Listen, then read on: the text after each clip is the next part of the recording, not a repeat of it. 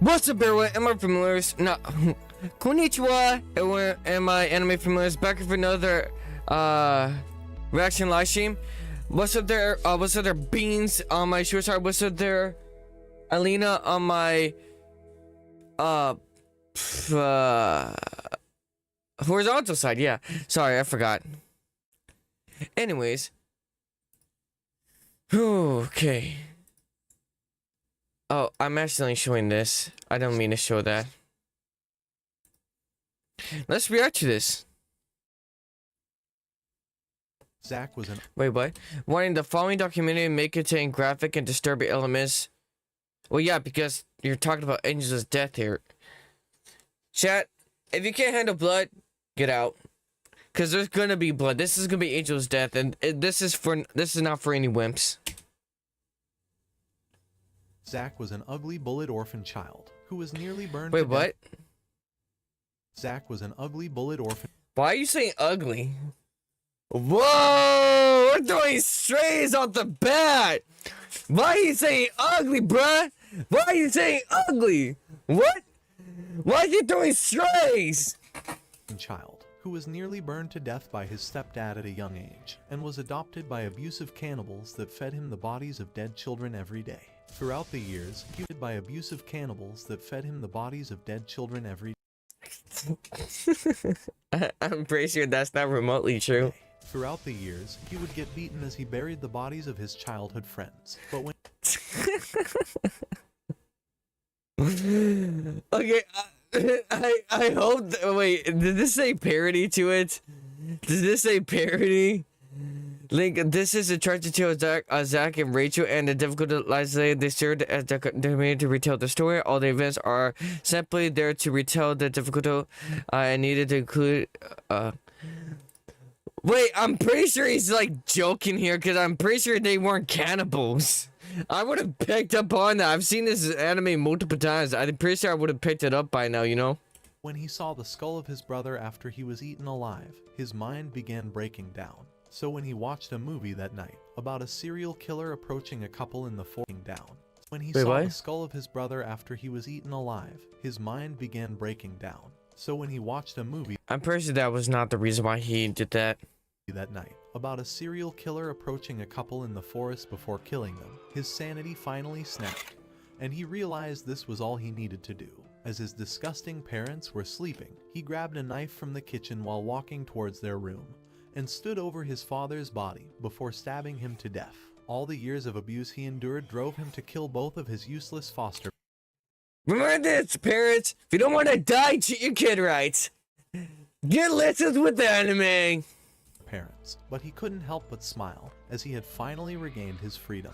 After leaving his prison, he began walking aimlessly. He smiled because he's now psychotic. Until a car splashed him. But when the lady came to apologize, she realized that he was holding a bloody knife and told him that he should hurry back to his house. However, Zach told her that he's never. I don't think she mentioned him to like go. Like I think she wanted him to leave, but I don't think she mentioned a house. Had a home. And as the scenes of the movie flashed in his mind, he decided to take her life as well, before going inside of her car to sleep for the night. When the morning arrived, a senile elderly man approached his car. Senile. Wow, just call him a senior citizen. Why the strays here? He's throwing shade. Is that old guy isn't senile in the anime. And began knocking on the window, wondering if someone was in there. As Zach opened the door ready. I'm gonna be honest, they're not playing out the story exactly how the anime shows it, but I'm pretty sure they're doing this via timeline wise, because in the anime they show like backstory for like the characters so you can get to know them more. To kill him. Well, I mean at least main two. I'm pretty sure they don't show you backstory for any other characters beside the main two, Isaac Foster and Rachel. Man asked Zach if he was camping with his parents, saying that he was blind so he couldn't tell. So when Zach's stomach growled, and you call him senile, bro, he's just blind, bro. The man realized he was starving, so he brought him back to his house before inviting him inside. While he ate, the man wondered how he was lost in the forest, and told him that he could stay with him until they found his family. When Zach wondered why he was helping him, the man revealed that it was because he was lonely, and that also because he was just trying to be kind. Like, it's a kid on the road by himself. What are you gonna do? Just let that kid stay there and die? Doesn't matter if your condition is terrible. You lend a hand, you know? You lend a hand. He hadn't talked to anyone in years. That night, a deep desire began preventing Zach from falling asleep, and he realized that his knife was the only way to satisfy himself. But as he began walking toward the old man's bed, he realized that killing him wouldn't be satisfying. So he decided to walk inside the city's alleys at night. A few moments later, when a random loser bumped past him, Zach pulled out his knife and stabbed the— And he went to stabby stab. He went to stabby stab, bro. Yeah, by the way, just gonna say this quick. If anyone's new on my YouTube side, make sure to subscribe, like, and share. If you're new on my Twitch side, make sure to follow and share for more of this type of content. Man, killing him in that instant. However, the urge continued nagging at him, but with his knife doled out, he decided that it was now worthless.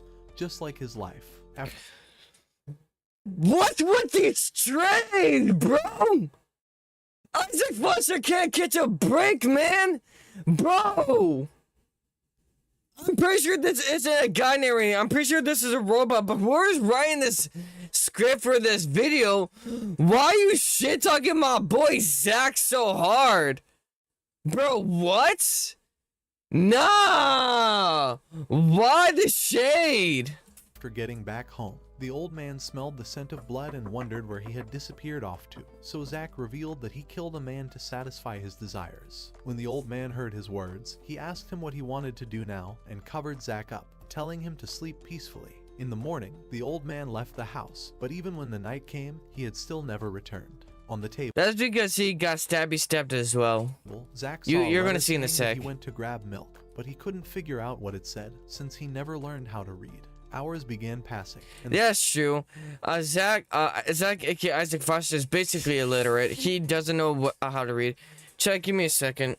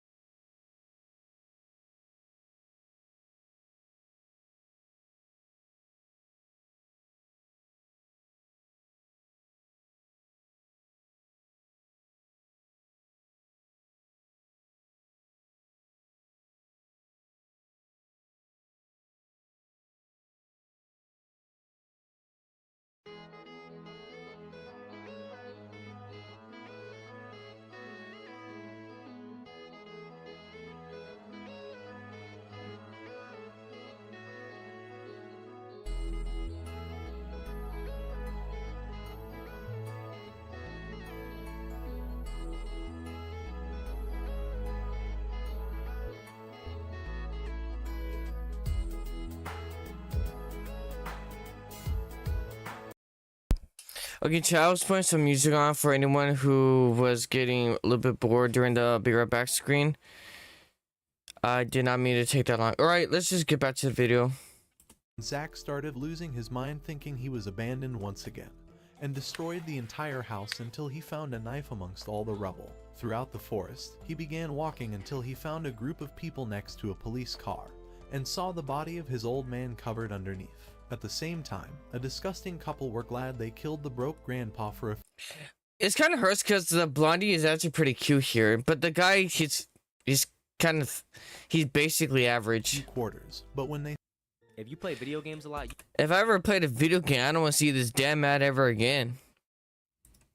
saw Zach staring at them, the man told Zach to get his ugly face out of his sight. However, Zach saw they looked happy, and realized that all this time Wait, I don't think he said ugly. I think he said something else, but I guess you can face say out of that. his sight. However, Zach saw they looked happy, and realized that all this time, it was happy-looking people that satisfied his urge. So he pulled out his knife as the man fell to the ground, and stabbed him to death before rushing towards his girlfriend. He killed My quick question for the girls, why didn't you run? You had a very much a 100% opportunity to run, but you didn't.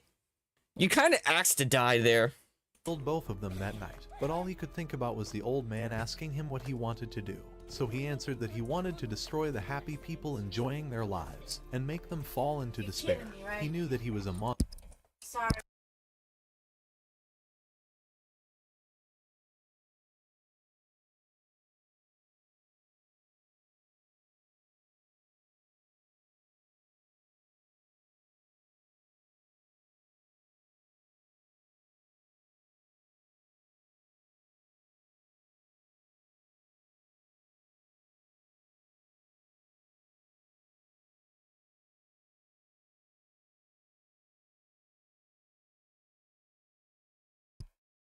Alright. But wished that the old man Why did you black this out? Oh, is it because YouTube and its very sensitive little system?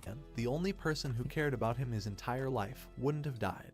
Wait, quick question. Old If man. you want to block that out, why don't you block out the blood splatters on his shirt? Or is it because you can't show gore or The something? only person who cared about him his entire life wouldn't have died.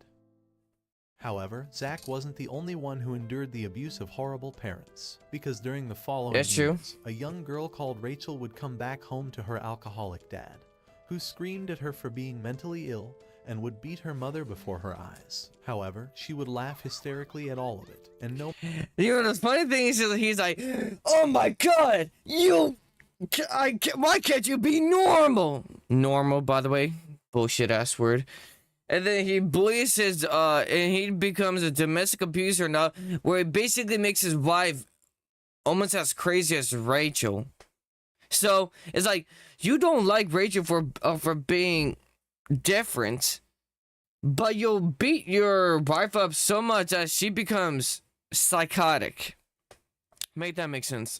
No matter how many times Rachel asked them to listen to her, neither of them would. That night, her mother promised to make him scream, And when Rachel tried asking her to listen, she slapped her face, saying she was the reason for being trapped inside this hell. Not really. You could basically skip if you wanted to. You gotta blame her for basically your own choices. Even so, Rachel tried asking for her to listen once again, but her mother screamed at her to just go. If anyone said like, "Oh, she's trapped in an abusive relationship. She can't get up." See that house? See how basically it has no security cams, or you can't trap her and stuff. She can basically, or she can like use something heavy like the phone to break open a window. There's really, I don't see a single reason why she can't escape. She chose to stay there. Inside of her room. Maybe, Months later, maybe she was manipulated to think that she couldn't escape by the father. But I watched the anime so many times. There is no real reason they actually give on why she didn't escape. She chose to stay. Rachel would reveal inside a mental hospital that she just wanted to take care of a sick puppy. But after she saw the puppy pass out, all she remembered was being in her room, fixing that puppy. After she had fixed the poor dog, her father screamed at his wife once again, and as she walked downstairs, I don't know if they're gonna explain it, but she actually killed the dog because the dog didn't act exactly how she wanted. So she basically put down the puppy and then turned the puppy into a stuffed animal, basically. she heard her mother screaming for her life. But when she opened the door, she saw her mother's lifeless body. Once her father noticed she saw everything, he said that she would be next, and although Rachel tried running away, her father began chasing her until she got inside of her room and locked the door. She tried telling the puppy to not be scared, but her father broke through the door, saying that she was just as crazy as him for the way she killed the puppy and stitched it, all so that she could make the dog hers, as he laughed at how crazy all of them were. Yeah, it's ironic how basically the father didn't like her for not being normal, but he was just as terrible. He wasn't an average person himself. His mother didn't become average herself. So basically, they blamed their kid for being the descendant of themselves. Basically, they're fucking retarded. He told her that no one would ever miss her, but she pulled out a gun and aimed it at her father, saying it was her mother's gun.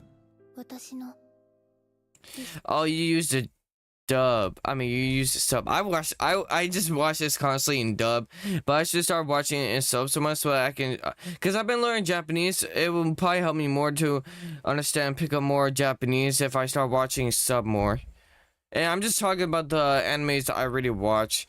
It'd be annoying if I had to do that with like the current animes. 普通の家族になって Excuse me.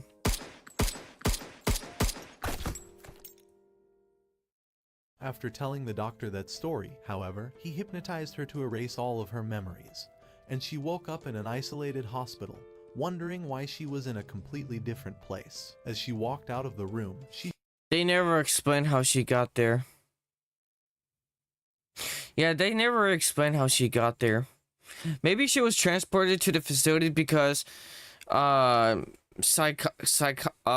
doctor or the priest in this anime basically asked them to bring her there, or they kidnapped her. I'm not sure. They never honestly explain how she got there. she heard the sound of an elevator opening, and after entering inside, I don't know if it's in a manga though, because I haven't seen a manga, but I just know that the anime doesn't explain how exactly Rachel got there.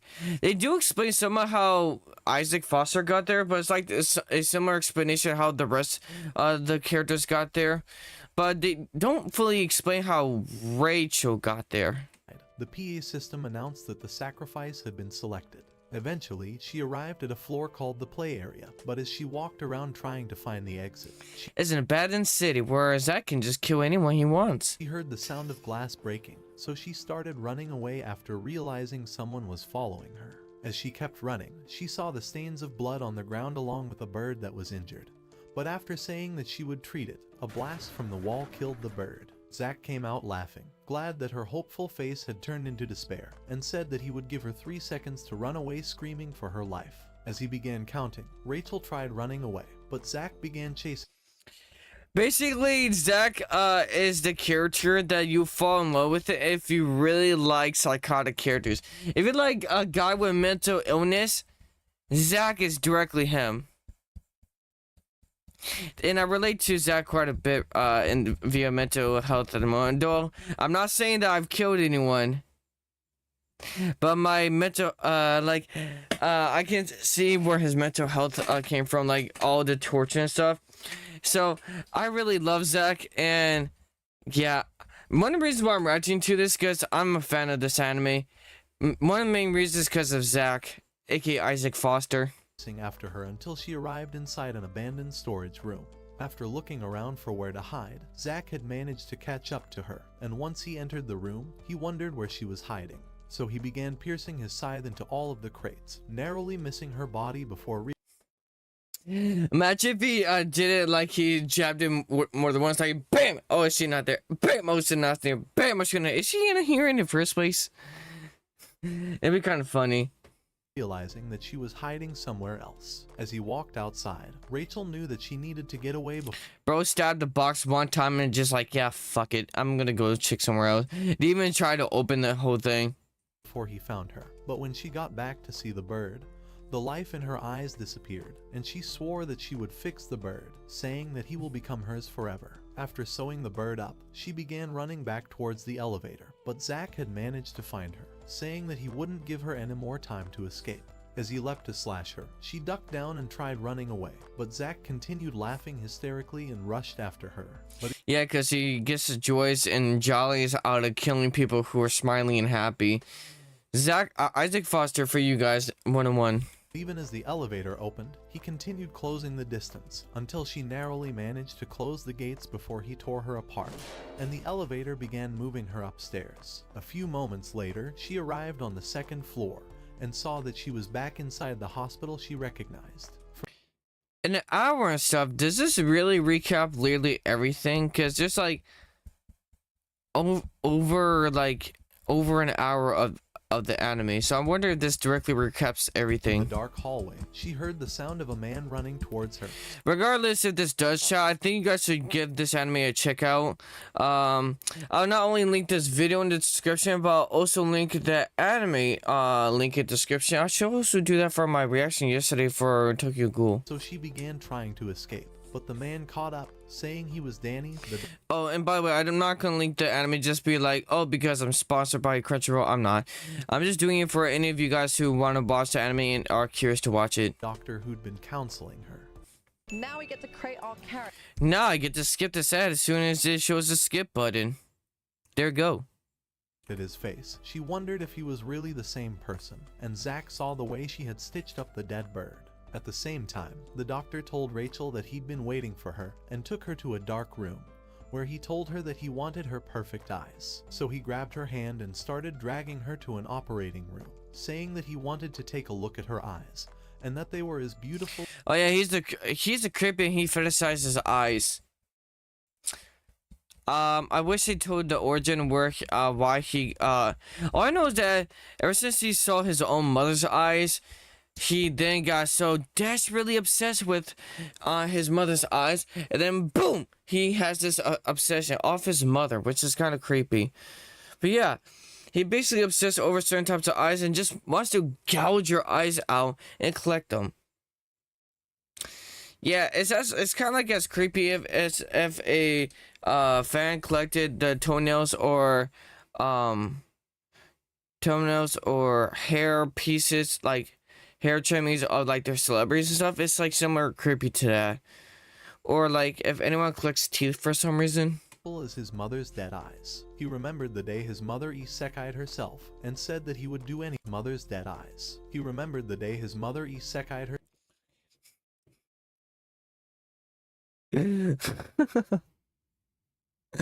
She wanted to get isekai.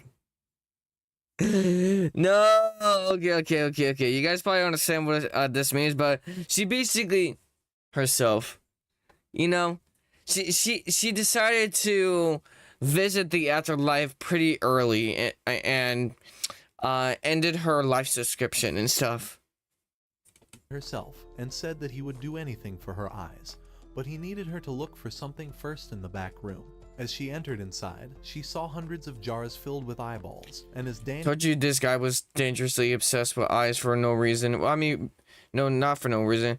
It's because, okay, now I remember due to what their isekai joke. Basically is that Danny basically saw when his mother ended her subscription to Live, he saw her lifeless eyes and for some reason became so strangely obsessed with the look of lifeless eyes where he just wanted to get that look and collect more and more of that look. That's why he has that collection. It's basically he enjoyed seeing eyes when they're lifeless or specific ones. Danny appeared from behind. He told her that he was looking for the eyes behind her, so after she gave it to him, he told her to not run away, because she'd regret it. After leaving the room, Rachel realized that she needed to find a way out, and after seeing a crowbar on the ground, she began trying to open the door. But as soon as it opened, she realized that Danny was standing behind her. He told her that this was his floor, and that he would never allow her beautiful eyes to escape away from No, yeah, he said that, but it was more of a, I don't want you to leave. You better stay here.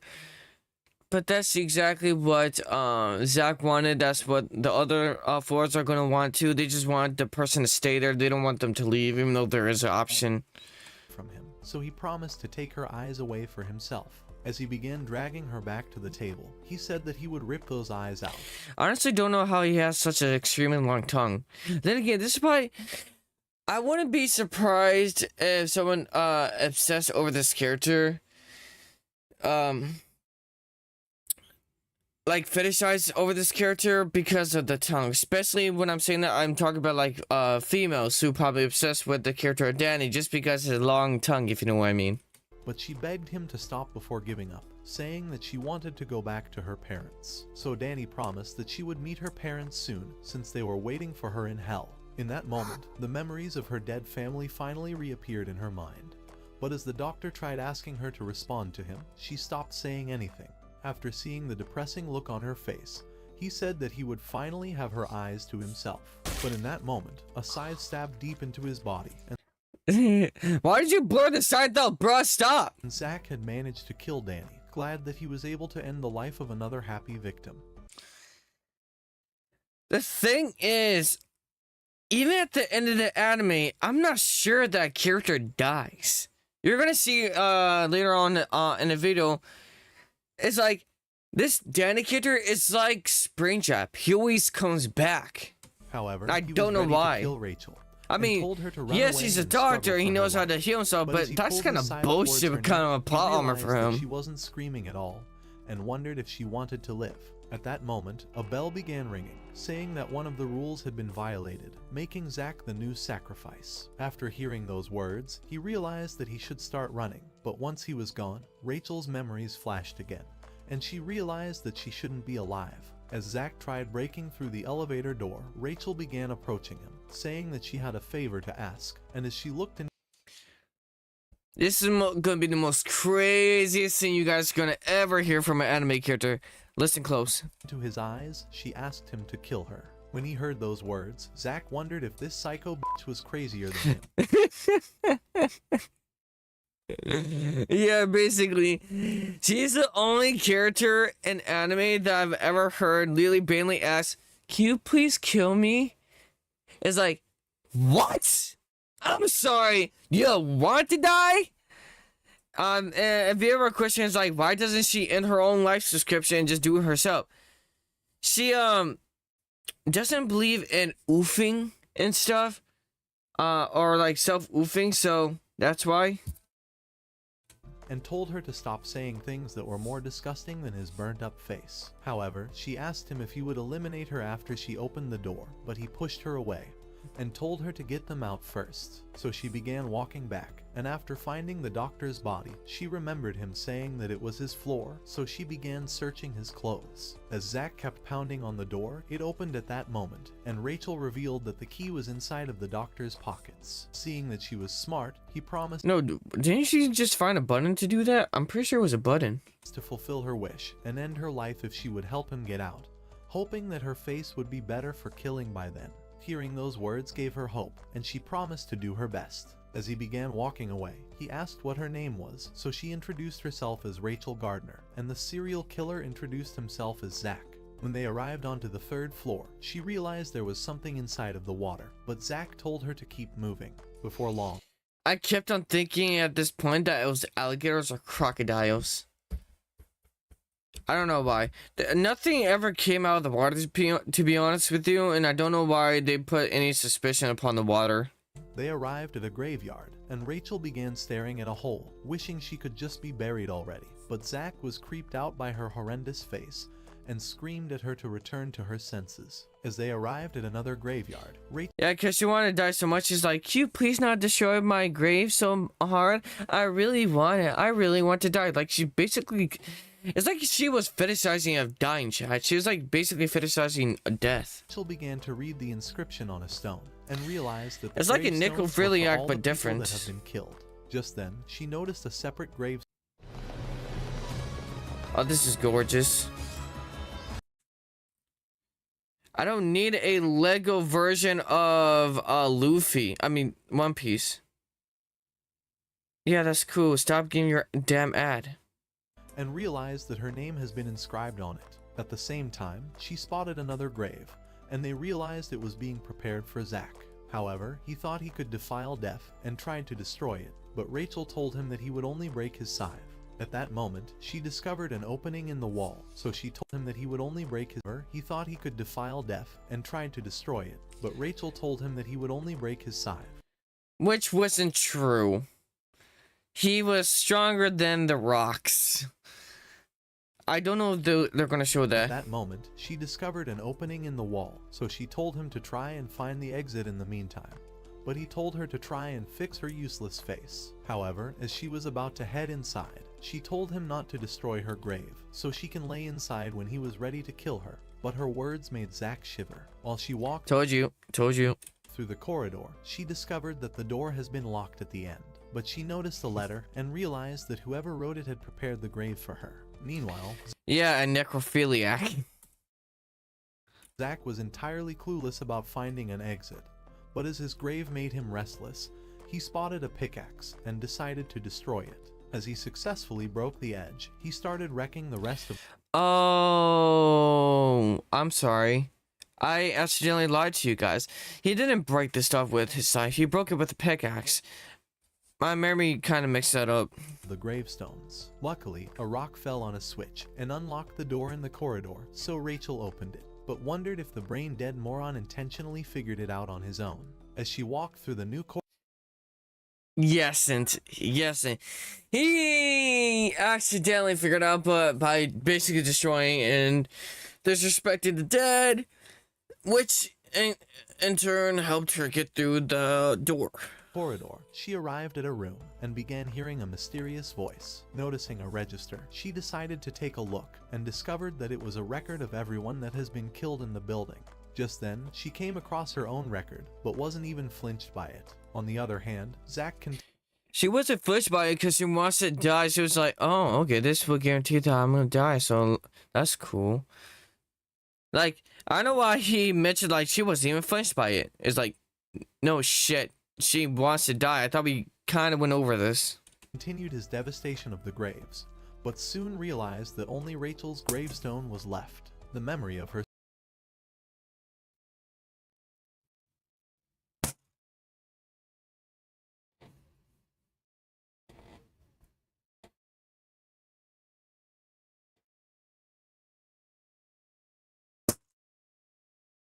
Give me a sec, chat.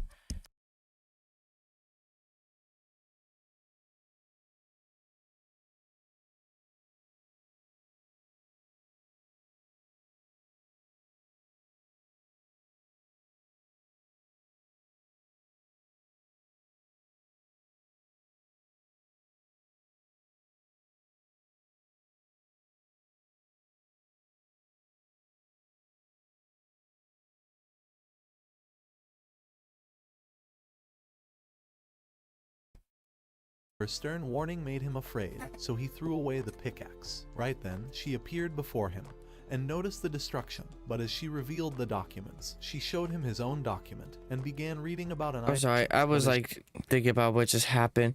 Basically, my sister threw goddamn water balloons at my window which I didn't think probably was much, but she threw it so hard I thought it was gonna break the glass. But then I realized there's only one window here, and basically it splashed onto the screen window, or the screen to it, to make sure flies doesn't come in through it. And somehow the water went, I don't know how, but the water went through the window or something and came through here. I don't know how that happened, to be honest.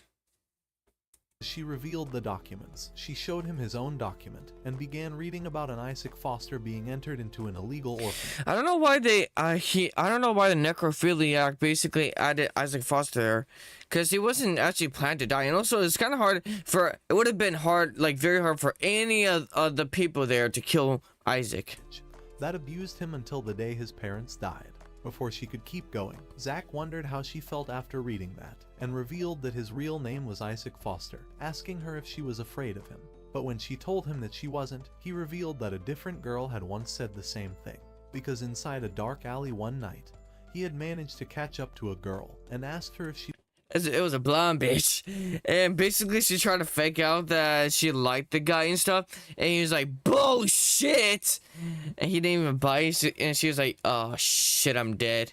She tried to survive, but However, you probably she said can't that understand the she was ending. actually his fan, and went on to say that it was an honor meeting him here after all this time. As she tried saying that he was manly and began caressing him, he grabbed her by the head and shoved her onto the ground, asking her what the fuck she was talking about. So he gave her 5 seconds to run away, but after catching up to her once again, he wondered why she would run if she wasn't afraid. Because she wanted to see if she could lie her way out of it and survive. Which, newsflash, she doesn't. You know how, you know of this new trend called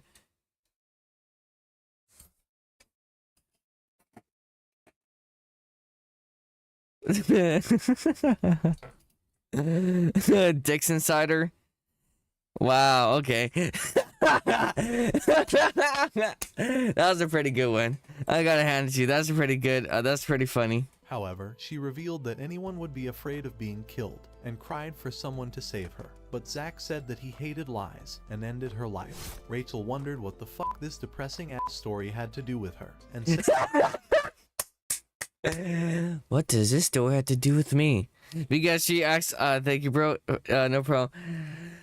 Literally, it's like, she's like, why should I give a shit? He's like, because you're like her. You're probably gonna be the same way and lie about it too, and I'm gonna have to kill you later.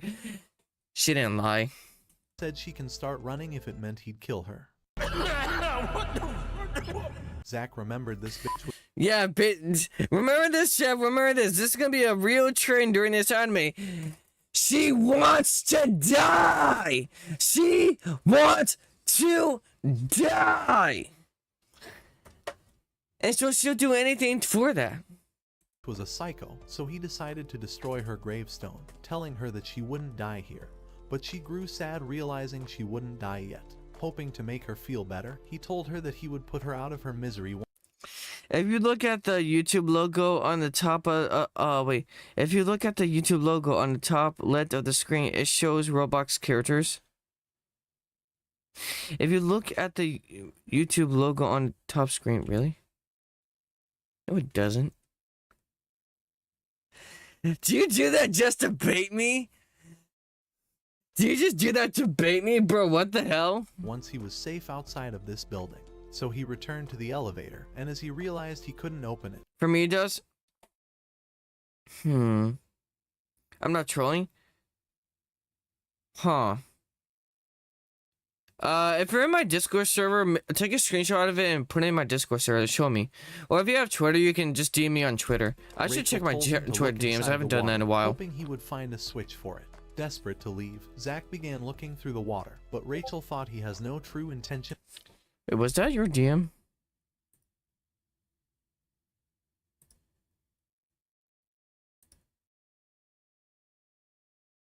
Oh. Huh.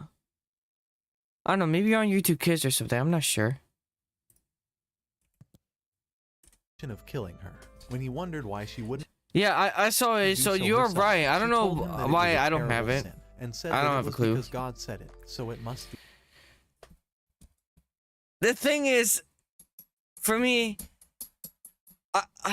here's a little bit of something to get to know me, chat. I live in a Christian household. I personally did. I don't really follow that stuff. Or at least anymore. And basically, the mention of a god, honestly, grinds my gears sometimes. But then since I've seen this anime so many times, I know like when she mentions God, she doesn't actually follow a religion or anything. She's just talking about whoever she believes as God. I'm not the reason for it because YouTube made a Roblox museum. After hearing those Wait, I'm not the reason for it. Is because YouTube made a Roblox. Is there words, actually a Roblox however, museum? Zack told her to show some emotion. And saying if that so, it would I wonder motivate why. him to end her life. But when she couldn't even pretend to be afraid, he realized she was already dead on the inside. Just then, he stepped on Wow, I guess I'm cosplaying Rachel every single day. a switch, and as a door opened in the corridor, Rachel decided to see what was inside. Before long, she came across a letter in flour and wondered who put them here. At the same time, Zack grew tired of waiting in the water, but as the lights went out at that instant, a mysterious kid appeared before him. The kid wondered why he destroyed the grave, I completely forget this kid's name, to be honest. as he thought his own grave was a perfect fit for him. However, Zack was creeped out by the thought of it and tried to slay him, but he jumped away. As the kid revealed that his name is Eddie, he Oh yeah, Eddie. managed to evade his scythe before dodging again. Same old phone? Nah. Upgrade to the new Galaxy Z Fold 7. I usually don't like gas, but that one I'm probably gonna be fine with showing, cause I need a new phone, and I just want a new Android phone that like some type of Android phone that can flip, like either fold or flip, in either one. And if you guys be like, oh, Android better than get Apple, I'll also get Apple in the future whenever I can afford it. But I just prefer Android. Android's just better, and also is more affordable. Why would you want to go broke just to flex a phone? I don't understand that. Like, if you want to flex something, how about just like go broke by getting a custom item and stuff, like either custom statue, custom PC, custom mic, whatever the hell. Because custom stuff costs more than just like, say if you even got custom a custom Android, probably that's probably gonna cost way more than Android. I mean iPhone. Actually, Lester, I don't know if this is still a thing, but if you guys don't know, the latest Android phone actually costs more than the latest iPhone, and that is a fact, or at least that's a fact from last year, I think. I don't know if it's the same this year, but it was a fact at least last year that the latest Android phone was more expensive than the latest iPhone. So basically, if you say like, oh, iPhone's better, what's better about it versus Android? I don't know. Again, I never had an iPhone, so I can't tell you the difference. It's kind of cool, honestly. Anyways, can we pretend like your thighs are pancakes and my head is syrup, and now smother the pancakes in the maple syrup until stick stuff comes. I mean, what's your favorite show? What in the other two hells? I mean, my favorite anime show is Tokyo Ghoul. Like, that's my number one. Second would be like either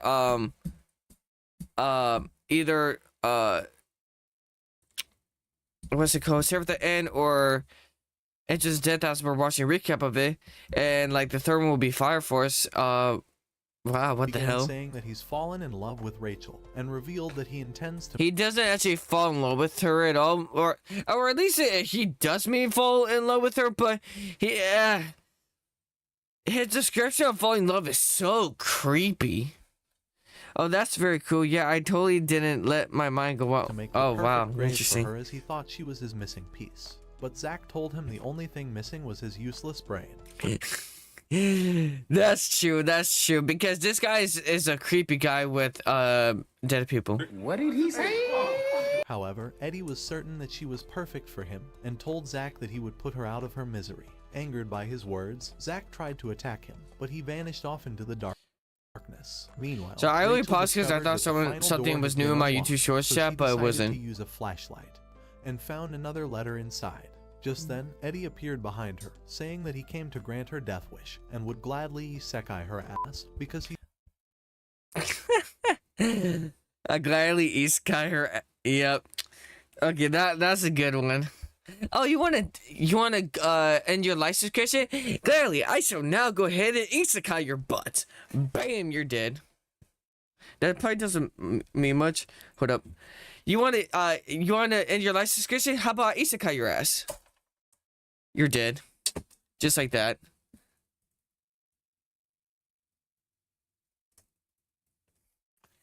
Is the guy a freak?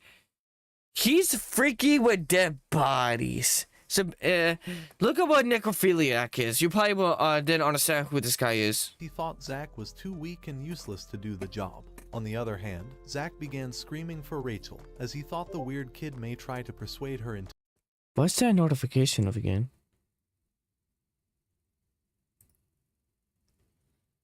Oh. That's a good one. ditching him. So he decided to find another way. He's freaky. He's a freaky frog. Oh hell no. Yep. At the same time, yep. Rachel started backing into the wall as Eddie continued trying to persuade her, but she told him that she already promised herself to Zack.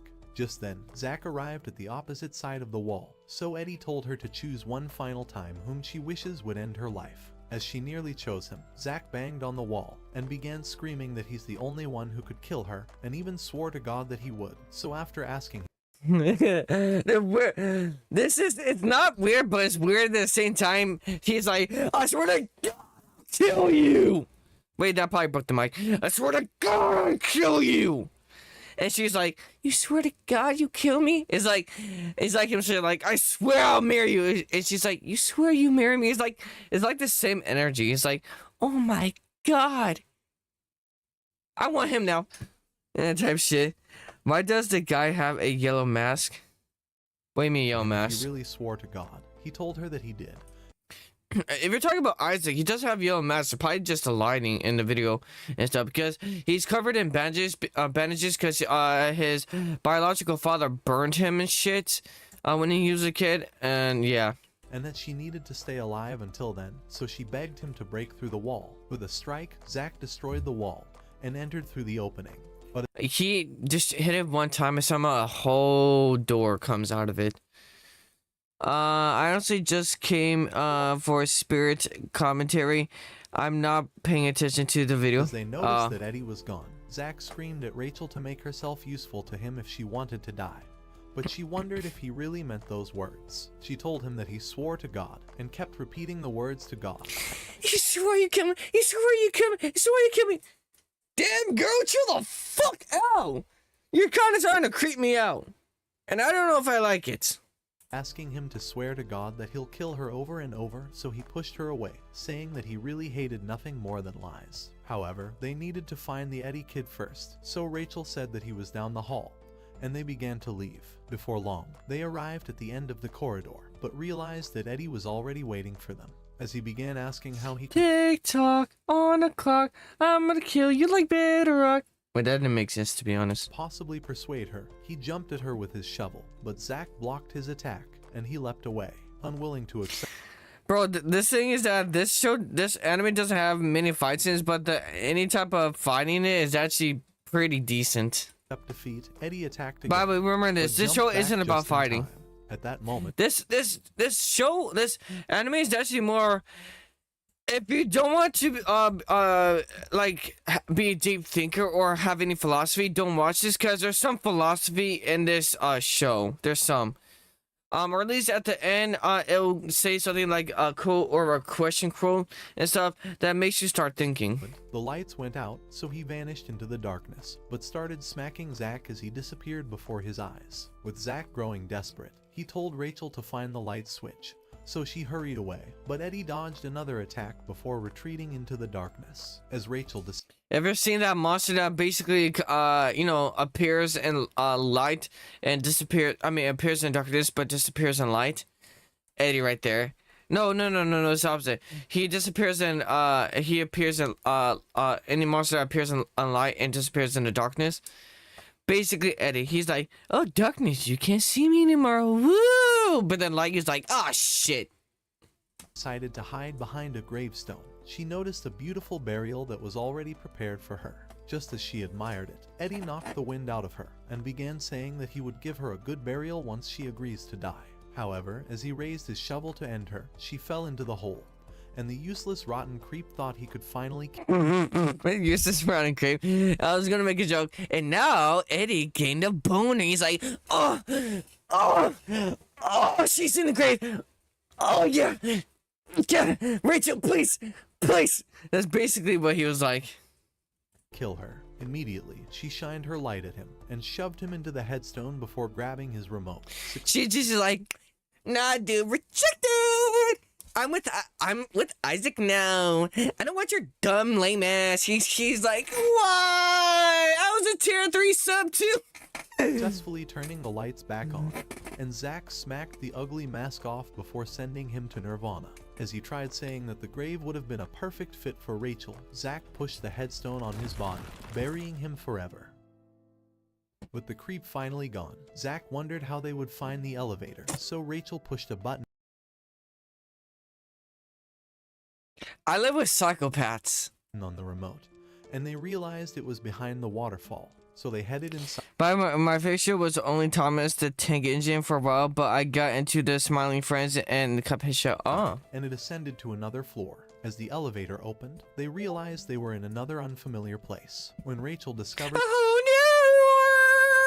no! Oh no! Place to not give a fuck. the gate was locked, she told Zack that the building was probably empty. However, he said it was their only way out and tried to break the cell, but realized it It's made of metal. You can't do it, dummy. was too solid. At that moment, the alarm went off, but Zack saved her as a machine gun fired. When its bullets ran out, they started hearing a voice over the PA system, and a useless creepy girl announced that she's Useless creepy girl. Okay. Yeah, fair enough. Oh god. Yeah, but basically in the summary, useless creepy girl. Yeah, basically sums it up. She is creepy. She okay.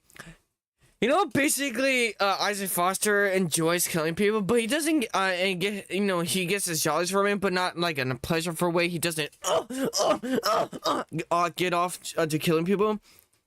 But you know how now, know how Eddie does, dead people, funny businesses, yeah, funny business. Oh yeah, yeah. Basically, so this next character, I'm just gonna spoiler alert. Let me tell you this.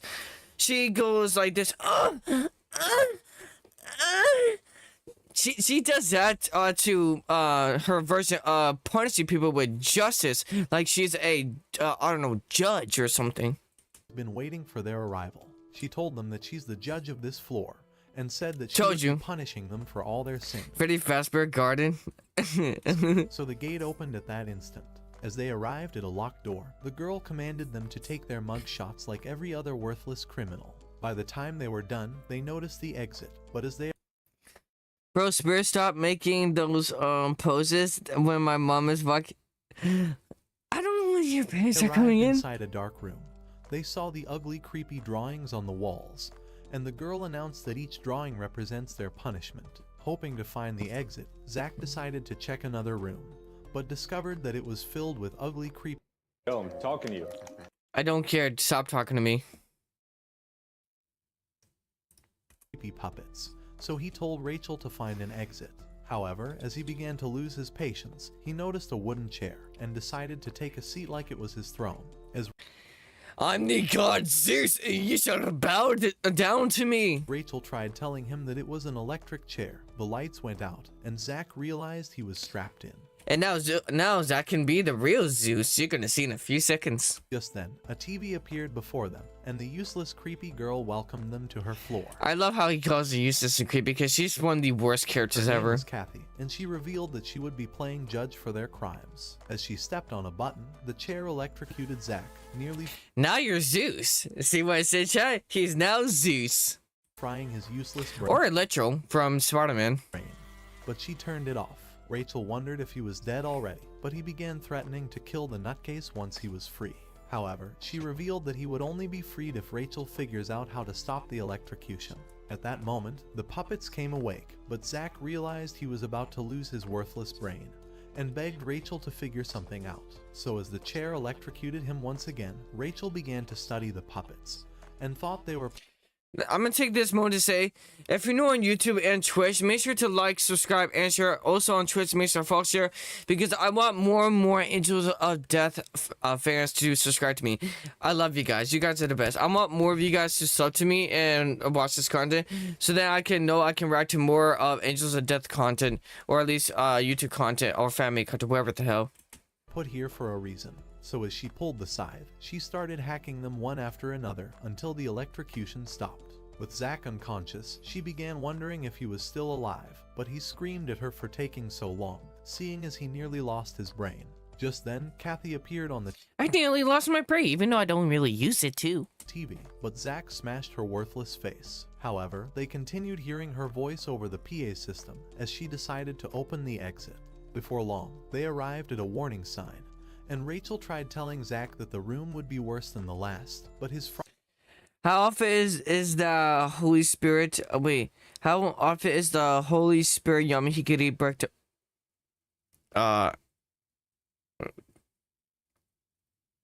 Maybe once a day. I'm brain joking. thought he was invincible, so he decided to enter anyway. At once, the door sealed them inside, but Zack thought the room was just a useless dump. As Kathy appeared on their TV, she began explaining their next challenge, and said that they must solve the puzzle before they were killed by toxic gas. At that moment, an alarm started blaring, and the toxic gas was released into the room. Hoping to keep Rachel alive, Zack tried to put the oxygen mask on her, saying that his worthless life depends on her survival. But she could care. Why are you saying he has a worthless life? Whoever made the script, why are you shitting on Zack so hard? Zack is actually a really amazing guy. Why are they hating him?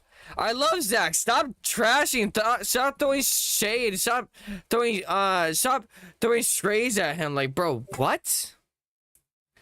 Is there Withered Foxy jump scare here? Oh, fair enough.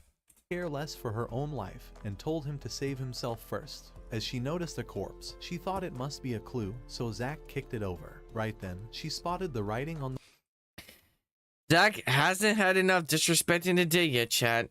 Just, you gotta buckle in. the floor and wondered what it meant. However, she began to grow sick from the gas, so Zack put the mask on her, telling her to stay alive no matter what. So she told him to put a foot on the scale, hoping they could solve the puzzle by balancing the weight. As she managed to do so, she discovered that the exit still wasn't opened, and wondered why they weren't freed already. So she decided to search for more clues, and took the mask off, but the gas began to weaken her body, and as she got worse, she thought she was about to die. Yeah, I don't really don't.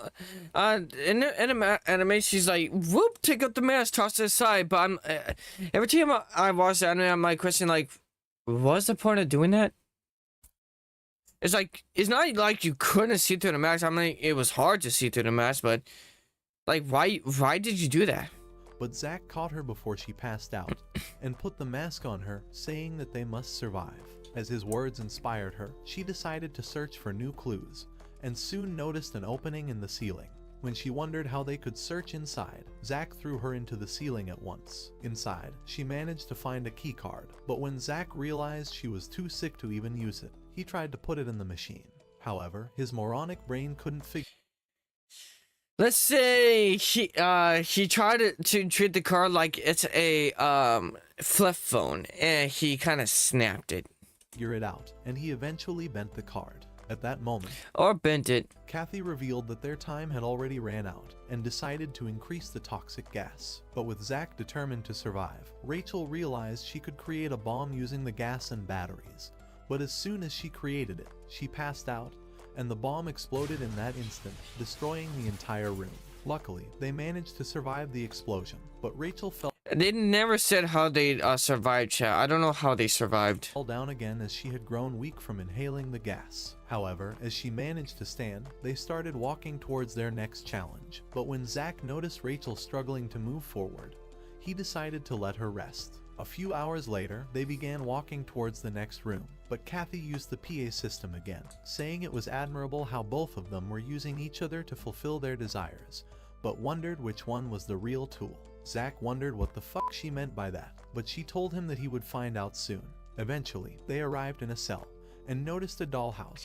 This is the most I've seen Zach get pissed off ever in this anime. So Kathy revealed that they would only be allowed to leave The framed spirit paused on when the girl was gonna lay down was absolutely foul. if one of them manages to solve the riddle. With Zach too moronic to do anything, Wait, Rachel decided I to did? solve it, hoping he would Oh. rearrange the dollhouse instead. As a drawer opened before Rachel, she saw a math problem, and after solving it, she realized that the numbers referred to the page and sentences written inside a book. So after deciphering the code and matching the words, she told Zach to put the man doll in the living room. As he did, another drawer opened, so she Yeah, and psychotic dickhead Lily makes Isaac relive his past. told him to put the woman doll beside it. However, as he picked a bandaged doll that looked exactly like him, he realized that this challenge was specifically created to make him relive his past. As the memories began to haunt him, his anger grew, and he tried to destroy the dollhouse. But Kathy told him that he would be stuck in the cell forever, so he decided to spare it, but got even worse as the doll reminded him of the way he used to eat the other dead kids.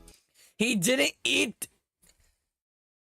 They weren't cannibals. Jeez, I don't know why they're lying. I'm pretty sure, cause if that's true, I'll be like, oh yeah, bro was like, I forgot that famous cannibal name that there was a Netflix show. Oh no, Jeffrey Dahmer. And bro wasn't just Jeffrey Dahmer the whole time. No. Like what? They weren't cannibals. I don't know why they're lying about that. And how he was constantly abused by his worthless foster parents. Kathy continued reminding him that he was nothing but a worthless tool his entire life, and that even now he was being used by Rachel to help them escape. With all those memories coming back, he destroyed the entire set. But Kathy revealed that they already passed the challenge. Immediately, the gate sealed them in, separating them into two different cells, and Rachel wondered And basically, Isaac was too pissed off to Ray was gonna be like, are you okay? Are you okay? And he's like, I don't fucking care. Leave me alone. Basically, he had to relive his trauma, so basically he was not in the mood for her. if the dollhouse was starting to make him lose his mind. As Kathy decided to reveal herself to them, she said that they would only be freed if they take a shot from the syringe. However, with one of the needles containing a fatal venom, Zach wondered which one of them would survive. But Kathy decided to leave. Rachel wanted to take both shots as she wanted to die anyway, but Zach knew he was screwed once she dies, and told her to stay alive until he was dead. Before she knew it, he took her needle and injected both into his body. So as the door opened, he began to leave, but Rachel was worried that he would soon lose consciousness. Before long, No, he didn't lose consciousness, but something worse happened. Zach became totally exhausted as the memories from his past continued flashing across his mind. Imagine being able to build an app with your name on it. Imagine giving me this ad. Just as Rachel appeared before him, he readied his scythe to end her, but she wouldn't even flinch, and reminded him that she already agreed to help him escape so that he would fulfill his promise to send her off to the afterlife. Afraid of getting stuck forever, Zach decided to release her, and asked her to stay alive until he killed her, saying that he hates nothing more than liars before pushing her away. As he began to lose his mind to the drugs, Rachel started running away, hoping to save him by staying alive. But when she entered another room, she realized it was a dead end. But Zach And he came in like dun dun dun dun dun dun dun dun dun dun dun dun dun dun dun dun. I'm gonna fuck you. I mean, kill you. So yeah, what up? There we go. continued approaching her, ready to take her life. Realizing she has nowhere else to run, Rachel decided to surrender. But as Zach raised his scythe, a bullet pierced his arm, and Rachel noticed the guns pointing at them.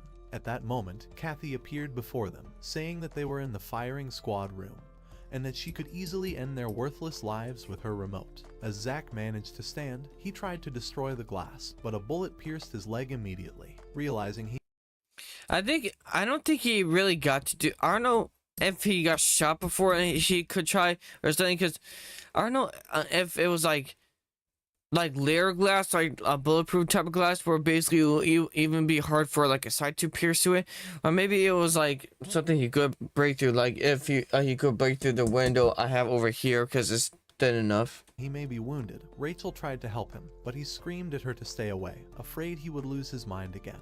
To make them even, Kathy revealed the gun on the floor and told Rachel to kill Zach before he kills her. However, as she decided to pick the gun up, Zach told her to end him.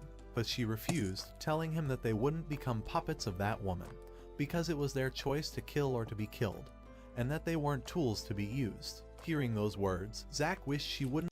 He's like, oh, now I wanna. Ooh. Ooh, Rachel, I wish you were the right age, or else I could've. No, I'm joking. He wouldn't care to even do that.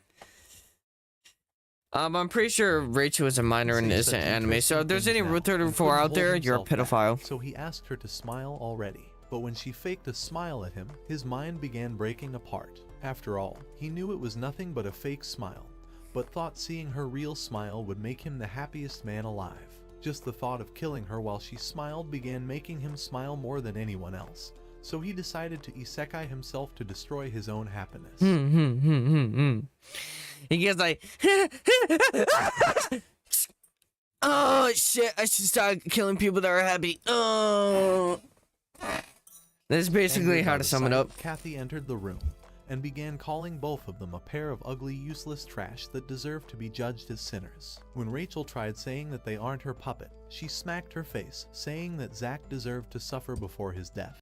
And she's a kinky freak that obsessed with justice. She's like Batman, but if he was a female and got his rocks off of torturing people he considered criminals.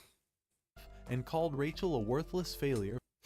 Oh god, I'm going too deep, going so deep inside him that he's bleeding. For refusing to kill him by herself. Ready to end her, she directed the guns towards her, but Zack regained consciousness at that moment, as the ugly bitch decided to step on his wound, hoping to torture his ugly bitch is right. His worthless body before finally killing him. Rachel pointed the gun at her and threatened to end her life at that instant. However, Kathy told her that the gun wasn't even loaded, and caused one of her guns to shoot it away. But as she returned to Zack, Rachel pulled Well, did you know? Oh yeah. another gun from her bag and fired. Why didn't they quote that she said like bang and they Even shot it? so, Kathy survived and thought that Rachel had become a perfect criminal and was ready to be judged. But Zack sliced her arm off, saying that her disgusting face deserves to be condemned, and slayed her instantly. However, Kathy No, he didn't say that. He just said like, I can't believe it. You're just smiling too. I can't help myself. Die, motherfucker! Slice him with the scythe. I mean, slice her with the scythe. managed to crawl towards the remote, determined to kill them. But her guns fired in the wrong direction until they ran out of bullets. As she entered Nirvana, Zack revealed that the drugs were starting to wear off, and that he has returned to his senses. As they arrived at the control room, Rachel discovered that Kathy was controlling the entire floor, and eventually opened the door with the controls. Before long, they came across writing on the wall, and Rachel thought it might be a clue to find the elevator. But when they arrived at another corridor, they realized it was the same place they passed through when they first arrived. So Rachel suggested that they try the mug shot room. Inside the room, as Zack wondered how they would open the elevator, Rachel noticed an indentation and remembered the writing on the wall. She thought it must really be a clue and decided to use Zack's name board on the indentation. Immediately, the elevator opened, and as they ascended to another floor, Zack asked her how she wound So I blanked out for a long time there. I'm sorry for not saying anything. I was just thinking about some other stuff. up in this useless building. As Rachel told him that she was taken to a hospital for counseling after witnessing a murder, she revealed that she has no idea how she ended up here. When Zack wondered how I don't know how you end up there either. she found her gun, she told him that it has always been with her. Just then, the elevator stopped, and as Zack passed out before her eyes, she realized he had lost all his red sauce. So she Red sauce. I would call it life fluid. decided to drag him out of the elevator. However, as he regained consciousness, she noticed his wound and realized that his life would end if he wasn't treated. So as he lost consciousness again, she decided to go in search of first aid. When she arrived inside a dark room, she began hurrying towards the end. Just then, the candles lit up, and she realized she was inside an empty chapel. At the same time, a purple smoke surrounded her, but as it cleared, she realized it was only an illusion. As she Yeah, basically, the priest there, basically had smoke of Zaza and got her to be like, ooh, butterflies. Ooh, a gun. Oh, shit. entered another dark room, she continued to sense the purple smoke around her. At that moment, a creepy white-eyed dude appeared behind her, demanding to know who she is. However, when she wouldn't say, he decided to tell her that he's the priest of this church, and introduced himself as Gray. As he And like every priest ever, he thinks he's God. told her that this is Or actually at least most priests and pastors in religion act like they're God, or like they have connection. I have past experience. Honestly, I don't know what the hell they're wrong. Like, they have extreme arrogance. I had some trauma with a priest before. I don't like that guy.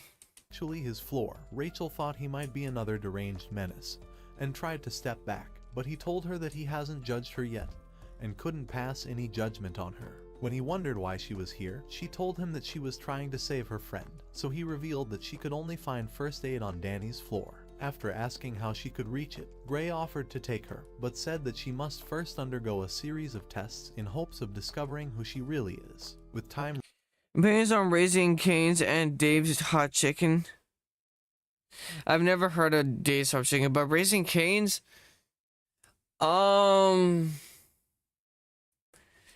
Raising Cane's is, it's all right. I'm not gonna glaze it. It's like, dude, it's just chicken fast food. That's literally all it is. Like, how different in fast food can you get with chicken? All the chicken tastes the same. The only difference is with their spicy chicken. Some of them are less spicy than the other spicy chicken. I tried a chicken from almost from a lot of fast food. Now I gotta say, there's almost not really any difference, except for like maybe some of them with like spices and the stuff that I like poke out. Other than that, it's just fried chicken. If you be like, no, Chick-fil-A's better, no, KFC better, no, Popeye's better, bitch, shut the fuck up. They're all the same thing. It's chicken, dumbass. How different you get with flavors? Be real with yourself.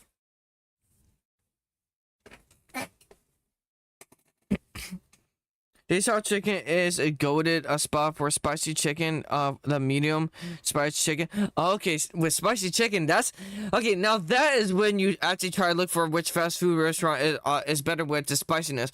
The plain one, they almost always taste the same, but the spicy one, you gotta look for the best one. You know what I'm saying?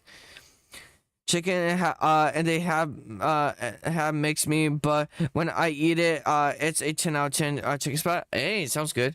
You should do a video trying Dave's Hot Chicken. Listen, I don't know if I can do it right now, but like when I make Arrow, I can like bring him and probably like Rex too if we want to, and like I can like maybe like do an Arrow live stream or something, or like do a vlog and post it on my Arrow channel for that. That's if I remember. But yeah, sure, we can do that. running out, Rachel decided to return to Zach, hoping he was still alive.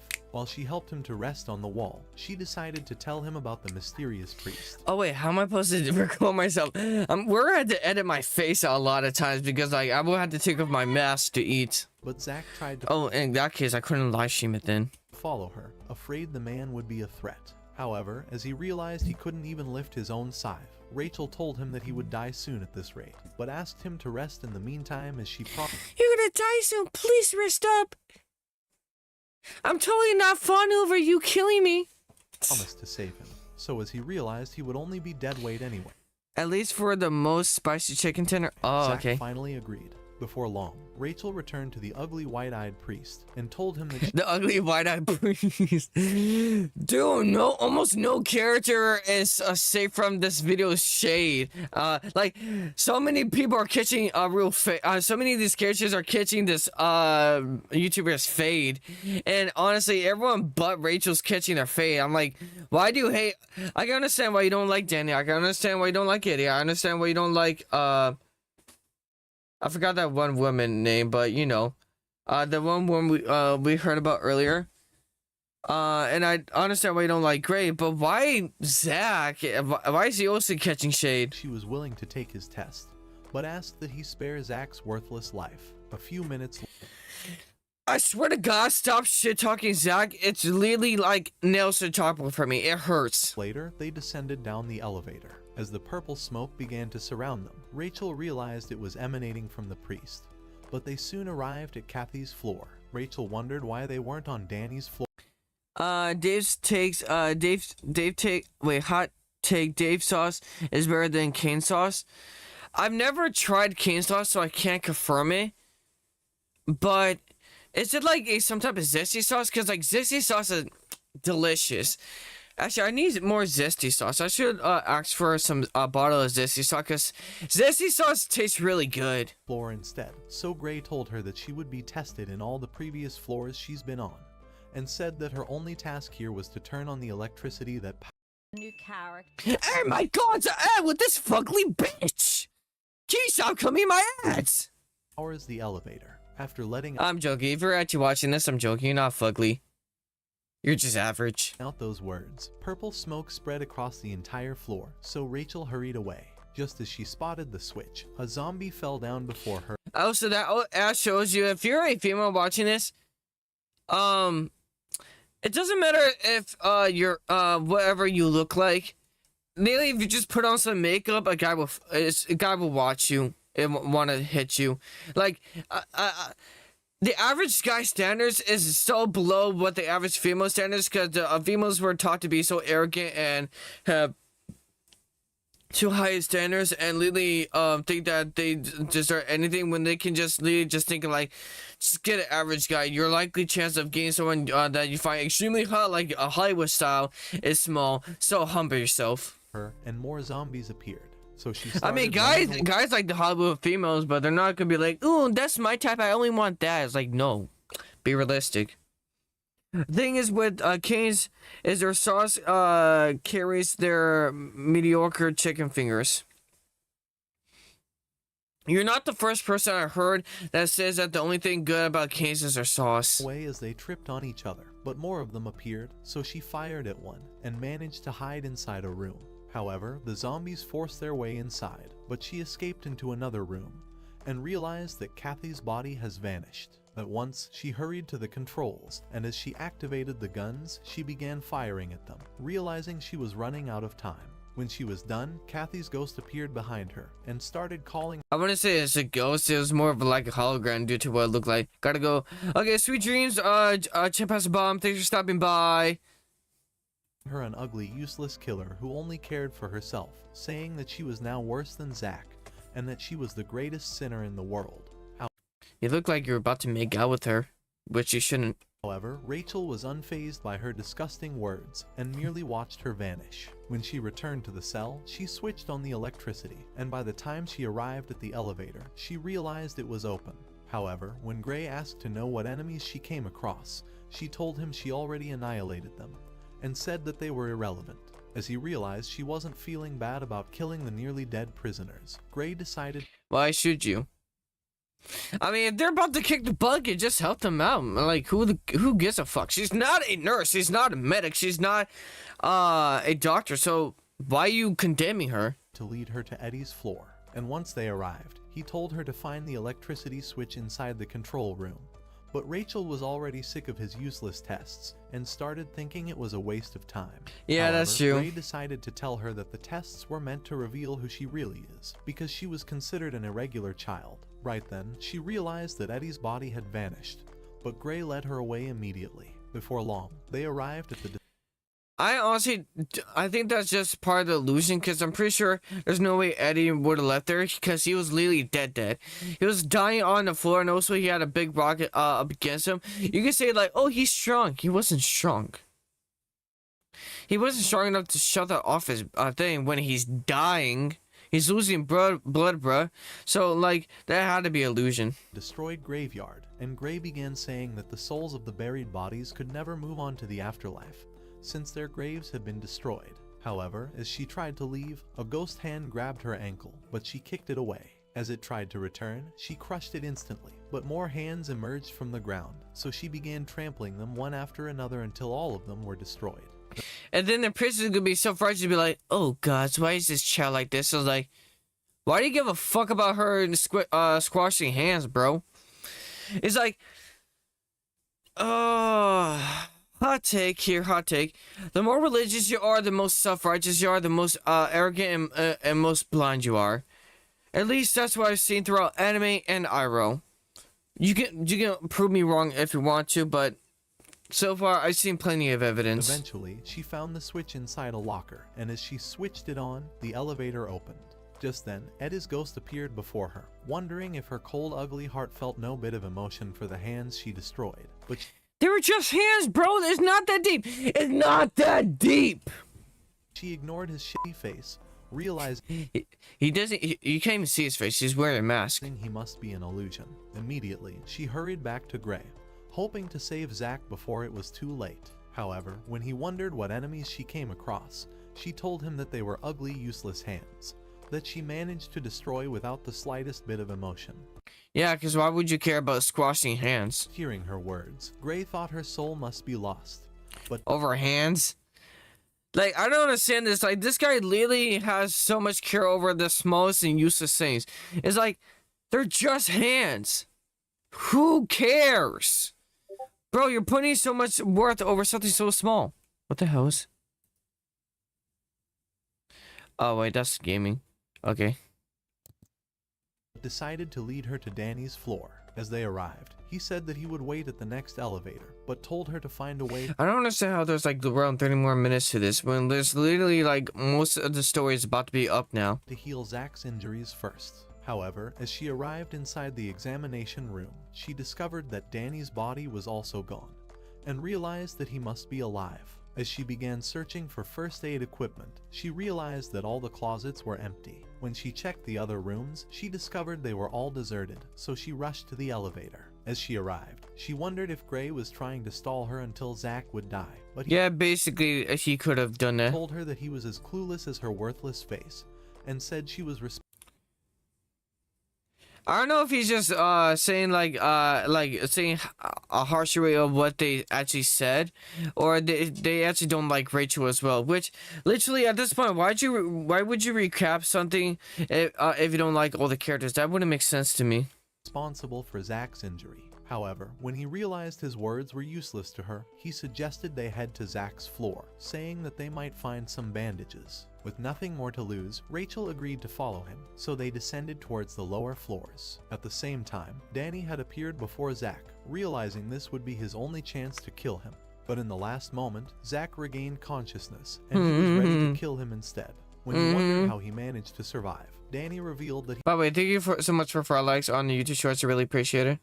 Hopefully you guys can like it up and share it up on YouTube. And if you're on Twitch, you can if you start clips and stuff, you can post any type of content you want on your own social medias.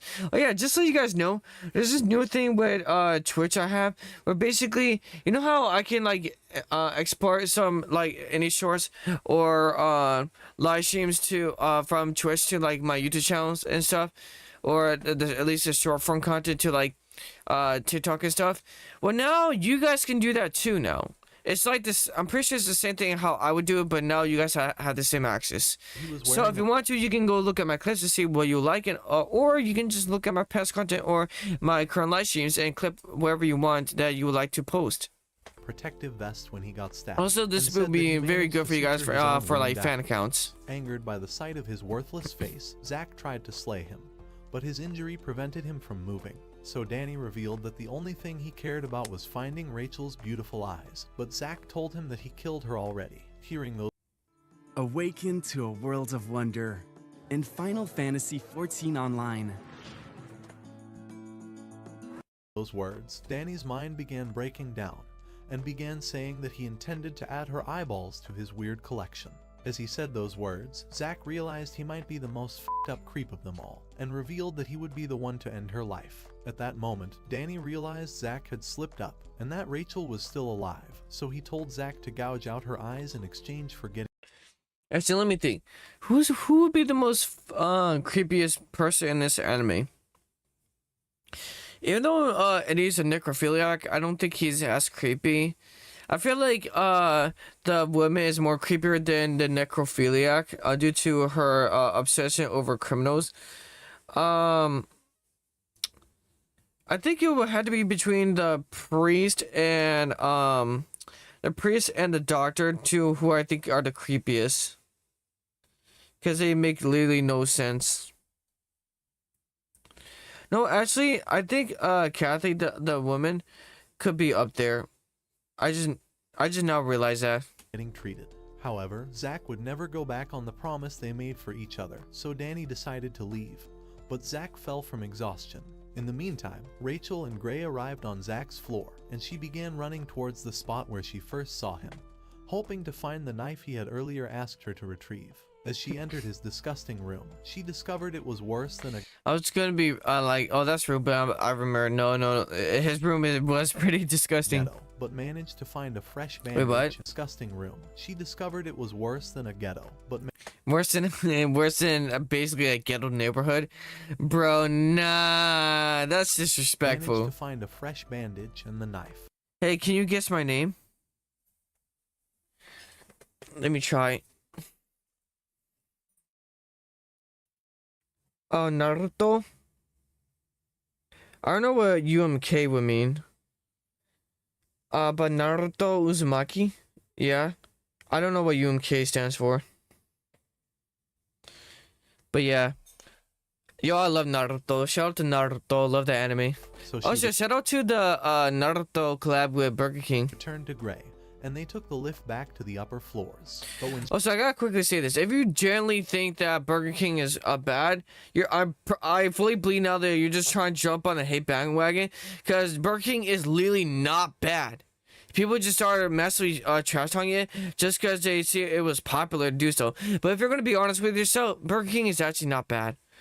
she arrived I am from India. Oh, shout out to India. at the spot where she left him, she realized Make Zach sure you was like, gone, subscribe, and share, by thought the that way. Gray must have returned to abduct him.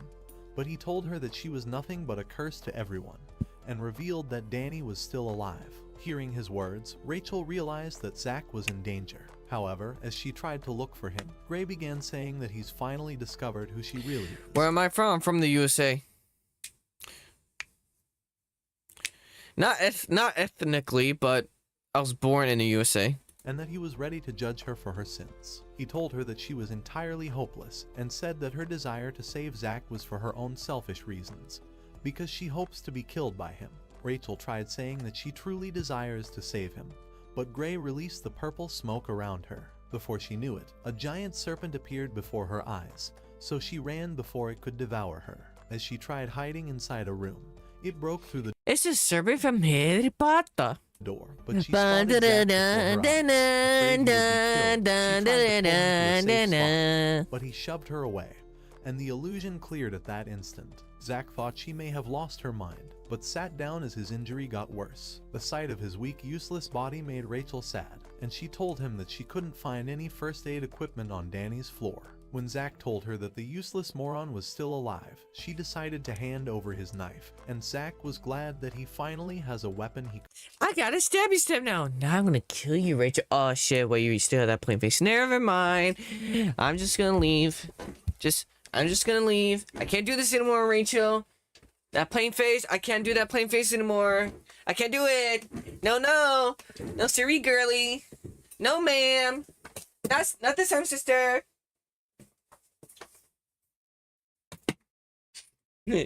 Hold up. could wield. As he noticed the frightened look on her face, he tried Do you want to monetize your channel? Yeah, I would love to one saying day. he was a monster. And I'm trying to get this channel to 500 subscribers to get at least partial monetization, which wouldn't just mean the fan funding, meaning I can gain members, donations, super chats, etc. And possibly maybe the shop one too, but I only get like ads and stuff once I get to 1,000 subscribers on this channel. and that he Hopefully would I can get there survive one no day. matter what. But as he managed to stand, she suggested that they follow the trail of blood, hoping it would lead them I can do it easily. Are you saying you can help me easily get up there? to I death. mean, if you're gonna However, share this as Rachel content to a came lot of across people to help me slashed get there, painting, that'd be a amazing. serpent Thank tried you. to devour her, but Zach managed to save her and told her to find the exit immediately. As Zach tried to fight off the snake, Rachel found the secret door, but the snake retreated into the wall. Before long, it appeared before her, but Zack managed to slice it, as his injury grew even worse. A few minutes later, they tried to find another exit, Basically, they're just censoring the gore, and this is not the blood, it's the gore. but Zack collapsed on the floor, having lost the rest of his strength. So Rachel told him that she would find Danny on her own.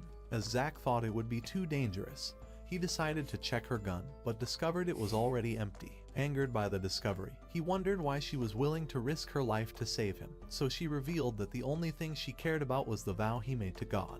However, Zack had heard enough of her bullshit, and told her that there was no God in their world. Hearing those words crushed her, and she wondered where her soul would go once she was dead, but I don't know, to wherever you believe it'll go to, it doesn't matter. No one actually knows what happens in the afterlife. There are a lot of people would be like, oh no, we know how goes in afterlife, insert religion here. I'm like, all religions do is theorize exactly what is going to happen in afterlife.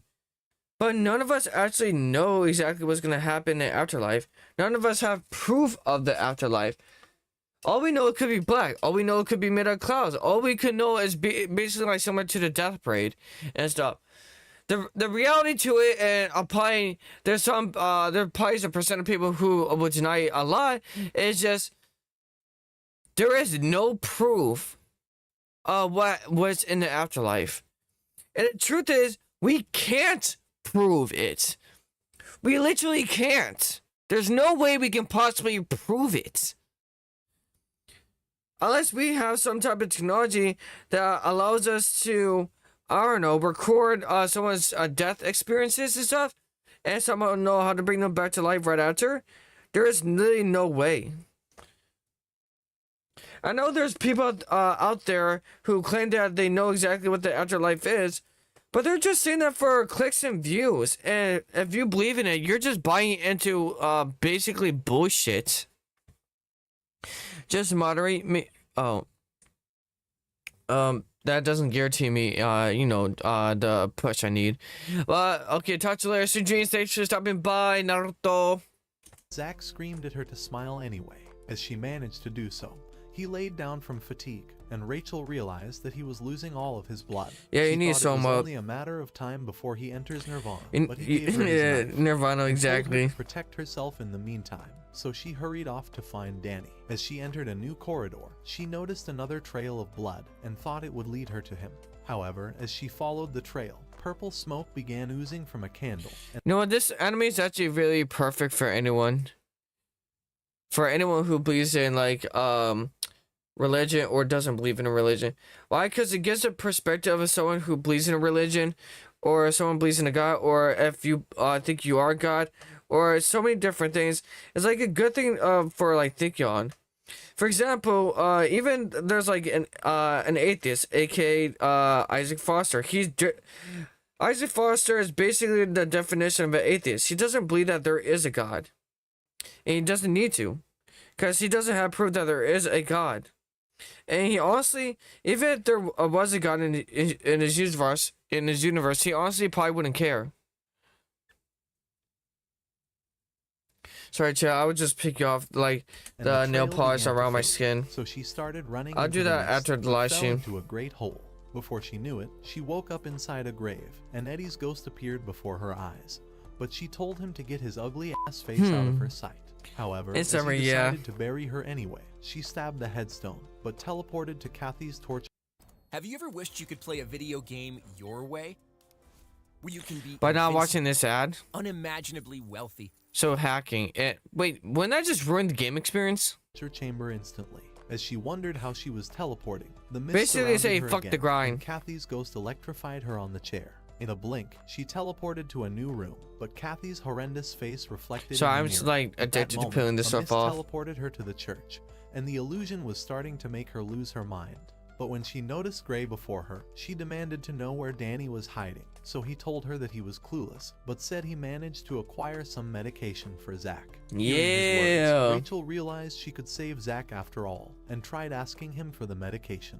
However, when she discovered he has no intention of handing it over, she threatened to carve her knife into his worthless face. But he said that she deserves even worse pain, blaming her for What? causing Zack's injury. He called her a witch and said that she'd successfully deceived the angels who were supposed to punish her for being a sinner. So to judge her sins, Gray teleported her to I forgot he. Oh, I forgot he said something like that. It's so a morbid. court and declared the start of her trial. As he called for the testifiers, Kathy appeared before them, but Rachel wondered how her disgusting body managed to survive. She You went know, they're all ghosts. They're not real. on to show all of them the way Rachel had commanded Zack during their puzzle, saying that she used him as nothing more than a tool, and went on to say that she was the judge, who was shot by her own criminal. However, all of them noticed that Kathy had been smiling when she died, but she told them that this was the worst crime, as Rachel's criminal nature had made her the happiest woman alive. When Gray asked her how she wanted to punish her, Yeah, she. Oh wait, that's it. Yeah, she gets off on people being major criminals. she I don't sentenced know Rachel why. to water torture. At that moment, a water tornado surrounded her, and Kathy tried telling her to beg for her hopeless life.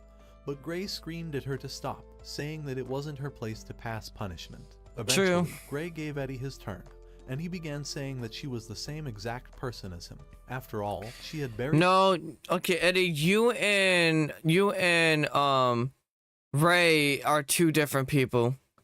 You are nowhere near like each other. the bird the same way he wanted to bury her, but because she never shared his feelings, he began choking her, wondering why she picked Zack over him.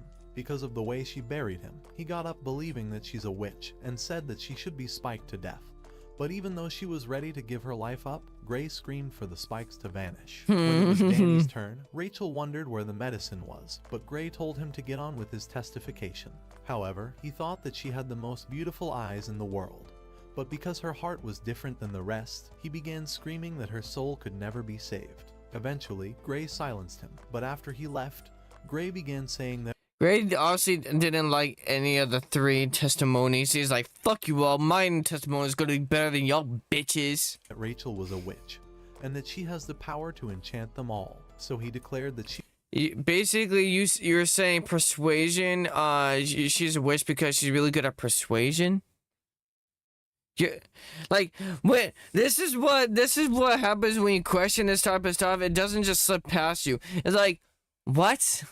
That doesn't make sense. she would be burned alive, and flames surrounded her at that moment. Hoping to save herself, Rachel tried saying that she's innocent, but Gray called her an ugly liar. He said that all of the other psychopaths were actually angels, and called Rachel a devil for ending their lives. So he told her to confess that she's an ugly witch, but she refused, and began saying that she couldn't possibly be a witch since there weren't any witches in her Bible.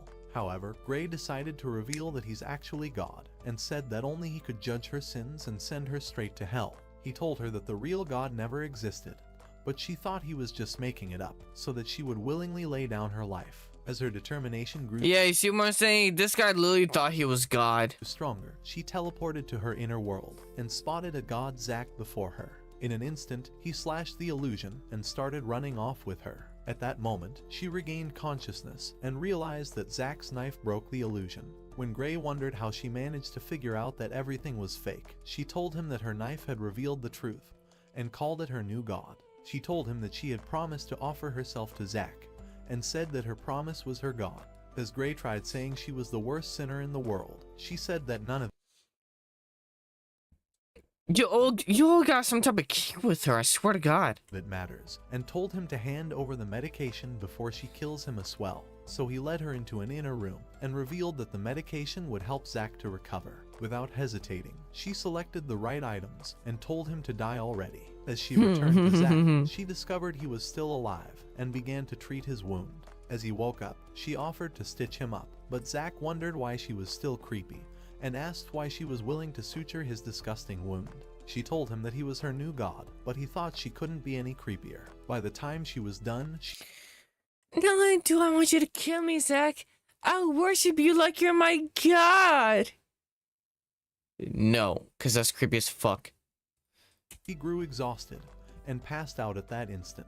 When she woke up, she decided to lead Zack to the church, hoping they would find the elevator. However, they discovered that Gray had vanished, but wondered how he mysteriously left. Eventually, they found the elevator and decided to take it to the upper floors. Inside the lift, Rachel wondered how Zack got burns across his body, saying that she wishes to know everything about her god, so he decided to reveal his past to her. When he was a kid, his useless deranged stepfather had decided to burn him, but he managed to hold on to him so that they burned together. However, when his mother arrived, she had decided to kick him out, causing him to grow up in an orphanage. Hearing his words, she wondered if he still intends to leave this useless building, so he told her that he does, and said he would never lie no matter what. At that moment, she recalled an old memory and tried to confess the truth to him, afraid he would hate her once he discovers it. But as she thought he might never discover the truth, she decided to keep it away from him. Just then, the elevator opened. And for some people think that, oh, you're not telling the truth is a version of a lie. No, it's not. Hiding the truth is different from telling a lie. Because that isn't lying itself. Like, you could literally be like, asking, oh, where is my, like, for example, if for some reason, say you have a mug on your table, it goes missing, and then you ask everyone, where does your mug go? And no one says anything and stuff. That's not a version of lying. They're just hiding the truth. A lie is basically you're telling something that's not true to hide the truth. Hiding the truth without saying without telling a non-truth isn't lying. I don't know why there's people out there who think that, oh, hiding the truth is a version of a lie. No, it's not. And they entered another floor, but Rachel thought she was better off keeping her secret I'm not saying it's a good thing to hide the truth, but it's not called a lie. forever. However, as Zack noticed blood on the floor, she realized that this floor was designed exactly like her home, and thought all her secrets were about to be exposed. Just then, Zack entered the apartment and wondered why she looks like she just saw a ghost. As he noticed a doll couple, Rachel screamed at him to back away, saying that the place might be rigged with traps. But Zack could care less and told her to fix her ugly face instead. He noticed the dolls were He didn't say that. Can you stop shit-talking the characters? It's getting very, very repetitive and annoying that you're trash-talking all the characters. Why did you make this recap if you didn't like the characters? Like, this can't be just like, oh, I'm just being haha funnies. Haha funnies doesn't mean like you're constantly shit-talking the characters. It's really annoying me as a fan. sewn up and began wondering if this was some haunted house shit. But Rachel started asking him to kill her already. However, he thought she was losing her mind and said he would only put her out of her misery once they exited the building. As she tried persuading him, she realized his mind was already made up and passed out from a fever. Hearing a strange noise, Zack decided to look inside a room, but found an ugly, disgusting monkey doll. As he Roblox is way more fun. Roblox ads are the most obnoxious pieces of shizas. watching the elevator, Danny revealed himself and locked him inside. Desperate to escape, Zack tried to hack the door, but realized it was hopeless, so Danny told him to search around the apartment and discover who Rachel really is. As he realized it was the only way to leave, Zack decided to look around the apartment. However, as he entered a room and noticed a couple's portrait, the roof collapsed, but he managed That couple's portrait is basically Rachel's parents, as you could tell from earlier. to escape. Before he knew it, darts launched at him, but he smacked them away and destroyed the opening. As he made it to the dining room, he kicked the table aside, but realized that the basement was locked. So when he arrived inside the bathroom and noticed the filled up tub, he thought the key was inside. As he decided to take it, toy fishes bit his hand, but he cast them. Those were not toys. Was inside. As he decided to take it, toy fishes bit his hand. How do those look like toys? Those are piranhas. I don't know why they said like toy fishes bit his hand. Those weren't toys. Those are piranhas. They weren't toys. But he cast them away instantly. He wondered what weird shit was going If they were toys, why would they be floppy on the ground? They wouldn't be doing that if they were toys. on, but decided to go down into the basement. As he began approaching a new door, he nearly fell into a trap, but managed to hold on to his scythe. At the same time, Rachel finally woke up and noticed Danny's ugly ass face. But So true. as he realized she was looking for Zack, he told her that he already directed him to search the apartment for her secret. Desperate to find him, Rachel tried to enter the apartment, but he stood in her way and told her to wait until his return. Meanwhile, Zack was holding on for dear life, but as he fell, Gray managed to catch him and told him that he wasn't allowed to die just yet, so he pulled him outside. Just then, The only good thing that the priest ever done in this anime, actually the second best thing he's ever done. he he began revealing that he created the building as an experiment and said that even the angels were no more than a fucking lab rat. At least he's being honest, like, you guys were nothing but my plaything. I never gave a fuck about you. However, he thought Zack was a special tool and revealed that he had decided to make him an angel because his moronic brain could only think of killing. On top of that, Zack had Well, let me put it exactly, because I remember the line from this. To put it in the actual words, he said, like, he made Zack an angel because he found Zack so pure because he only thought about killing. And since Zack's mind was so simple-minded in that way, he thought Zack was pure, so he thought he was like an angel. Or like you could say in this this way, the priest Gray considered Isaac the angel of death, maybe? He didn't say that, but I'm assuming he might have. decided to escape on his own, making himself a sacrifice. As if that wasn't enough, he was trying to escape with Rachel, and Gray wondered how a moronic ugly loser like him grew fond of her. But the memories of her emotionless eyes... I don't know why you're throwing shit at Isaac. Cause, like, honestly, is this your version of being funny in this video? Throwing shit at them and talking shit about them?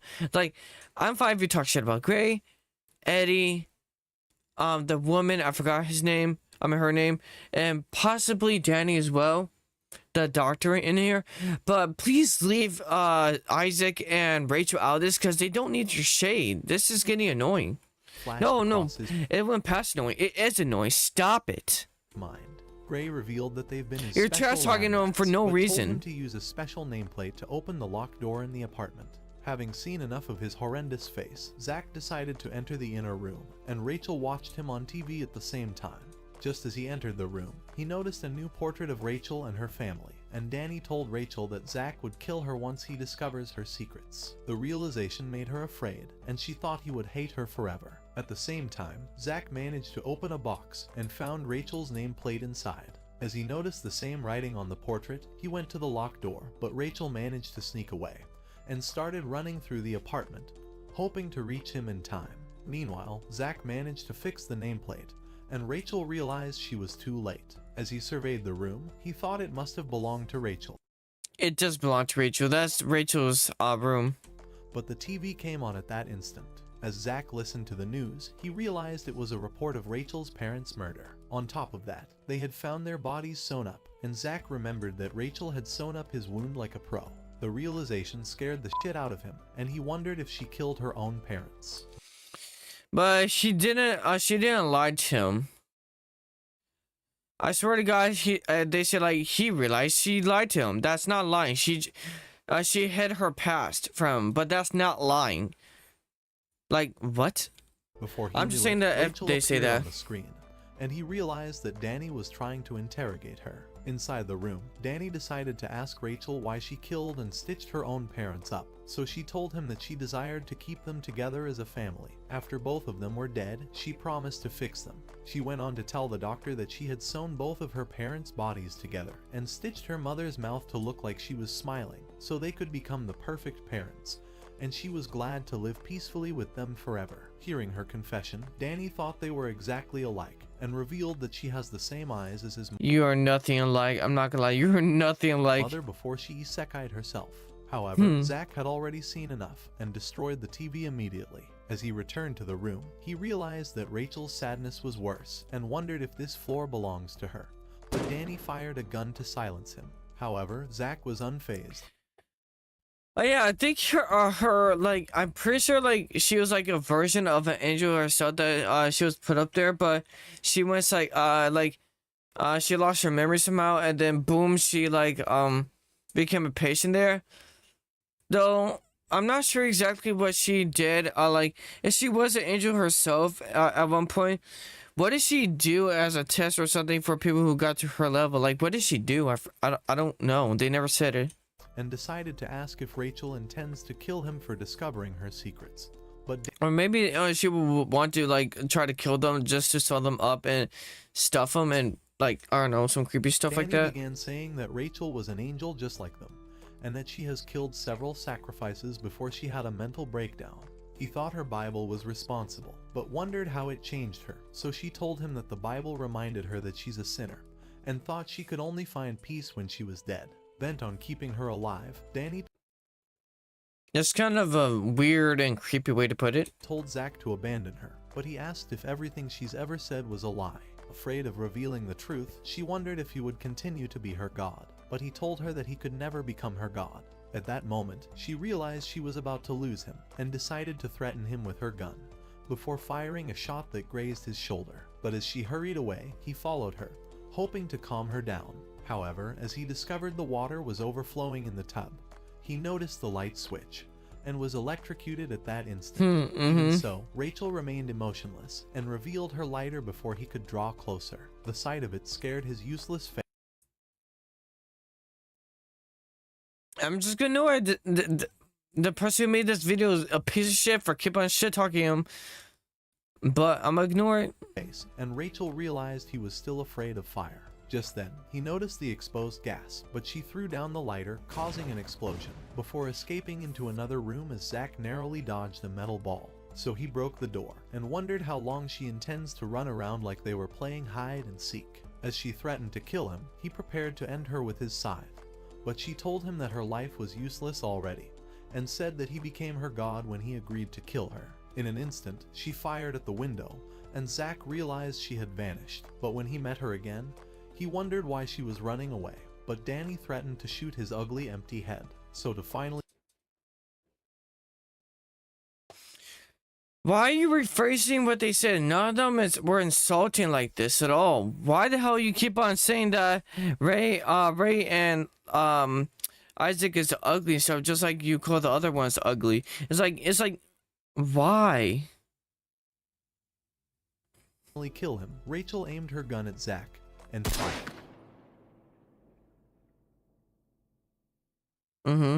However, the shot hit Danny instead, so she told him that he's been nothing but a useless nuisance, and that she intends to kill Zack herself. She was sick of his horrendous face, and told him that she could never stay with him because his body odor smells worse than the sewers.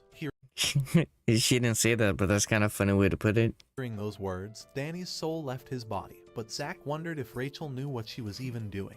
She told him that she does, but pointed her Imagine being able to build any. Imagine saying this ad to me. Couldn't it ever be me? gun at him, telling him that she still has her death wish. None of this made sense to Zack, so he told her to shoot him.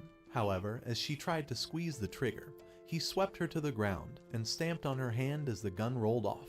But as he tried to kill her, she screamed at him to stop and began saying that she doesn't wish to be killed by him anymore, because he renounced himself as her god. Zack told her that he was never her god, but was the Reaper that would send her straight to the afterlife. That's a pretty good way to say, bro. Isaac is Grim Reaper. That would be so hard title for him, the Grim Reaper. Like if that was his angel name, it would be going so hard, the Grim Reaper. He told her to make her own decisions without depending on a god, and said that God was irrelevant in their promises. At that moment, she realized that Zack wasn't God after all, but he told her that it didn't matter who God was, as the only thing that mattered was the trust in the words they shared. So he asked her to swear her life to him, and that he would swear his life to her in return. As his words made her cry, she agreed to the vow. A few hours later, as he asked how they would find the exit, she told him that she has no clue, since she's never tried to escape from the building. Desperate to leave, Zack hacked the door, and they entered into a back room. However, they realized that the room was a dead end, so Rachel said that the exit was on the lower floors, seeing as no one ever rode the elevator above her floor. But when they arrived at the elevator, they discovered Yeah, there's like a secret passageway they're gonna show you with that's in the church. It's gonna be a secret tunnel. Secret tunnel. I don't know what the hell I was doing there. the power was out, so Rachel revealed that she could Secret turn it back on in tunnel! the basement. Hoping this would be her last time on this floor, she decided to go down on her own, and thought she could say goodbye to her haunted past. But as she arrived at the room, she realized that Gray was already inside. Afraid he intends to kill her, Rachel tried searching for her gun, but discovered that it was missing. So Gray told her that he has no intentions of killing her. His only desire was to ask her a question, and he wondered if she no longer considers Zack her god. She told him that she doesn't, but said that they already made a vow to each other, and that their vow was more important than who her god was. However, she said she has no desire to live, and that she has accepted herself for who she really is. For the final question, he asked her who she is, so she told him that she was the same person she's always been. Rachel Gardner, a person who murdered her own family and was never punished, and was not a tool for anyone. Gray thought she was still mysterious, and wondered how she's managed to live neither as an angel or as a witch. Because she doesn't have to be either an angel or a witch. You stupid psychotic dumb bitch. She told him that it never mattered in the first place, and switched on the power. However, before leaving, she decided to ask where the exit was, so Gray told her to examine the stained glass inside the cathedral. As she was about to leave, she took one final look at the room, hoping to never return to the darkness that laid there. Before long, she returned to Zack and told him that she has discovered the exit, but decided to search for her gun first. However, when she arrived at the spot, she realized that the creepy doctor had somehow survived and even disappeared. Just then, she discovered that her gun has been destroyed, and Zack thought Danny may be spying from a corner, but they headed for the elevator. However, as Zack sensed a threat from the lift, he pushed her aside, but noticed body paint on the floor. As they arrived on the lower floor, Zack began Body paint. Oh, just another word them saying blood. I'm like, I was thinking blood, I'm like, don't they mean blood?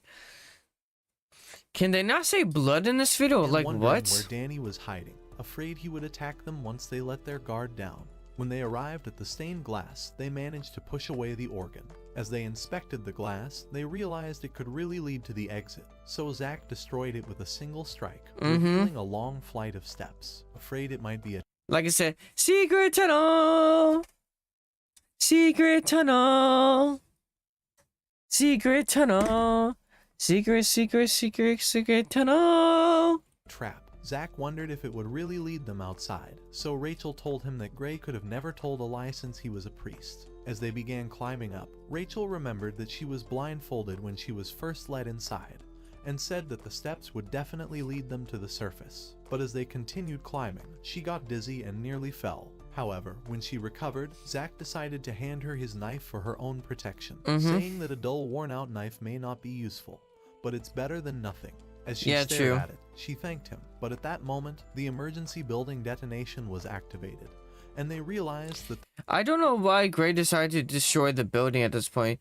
They didn't explain this in the anime. Maybe in the manga there might be an explanation, but they never explained it in the anime why he decided to just destroy the whole place. their hopes of escaping was about to be ruined.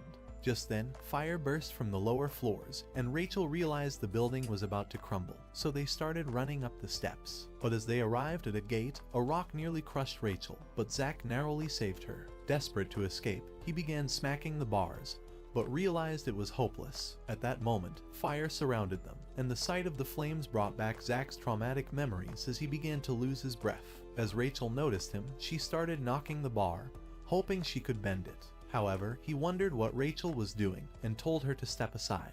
Throughout all of his life, this was the moment where he regained control of his emotions. So he stared down at the bars and remembered the man who burned him alive, slashing everything down in his way. After apologizing, the man who burned him alive, slashing everything down. I need to watch this show and watch this and sub, because like the voice actor for him and sub sounds pretty good, but there's so many iconic lines in the English dub though.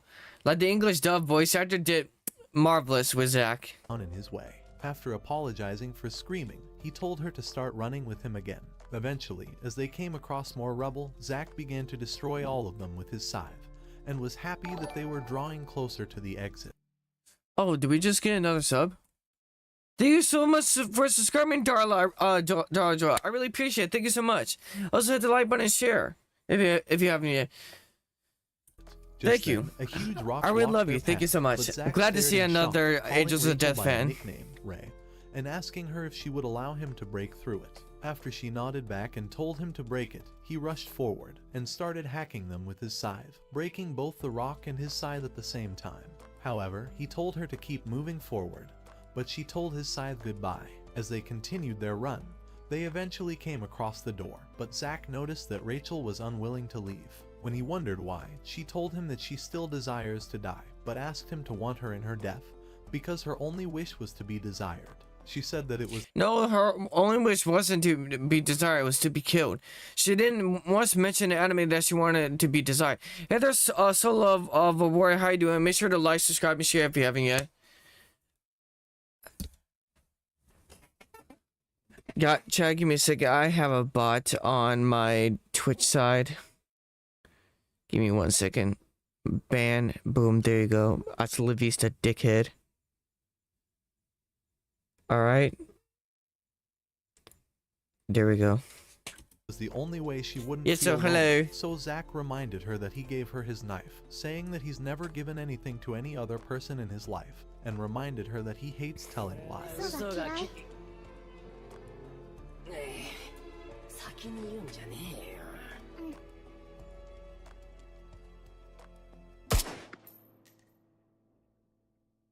Oh yeah, isn't this I think this is the only time Ray actually got hurt, and it was so sad because like it's more of a, it was someone's like, no, Ray, please stay alive, please.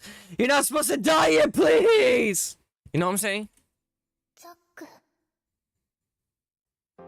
If you're living with a If AIDS?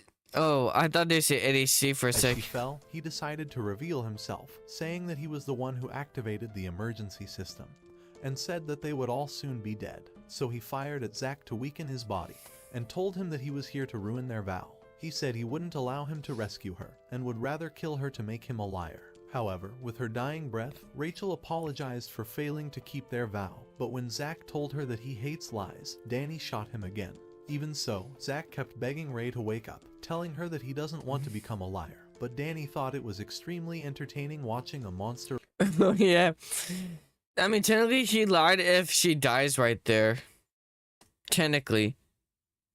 rendered powerless. However, Ray began saying that Zack wasn't a monster, or a tool, or even God, but that he was just a human. She repeated that he was a human, and that Aww. she forgives him for failing her, but her words angered Danny. And he began wondering why she wouldn't accept him as her god instead, since Zack has never given her anything. Because revealed that- Danny, let me tell you this one thing, Danny. Danny boy. You are a creep.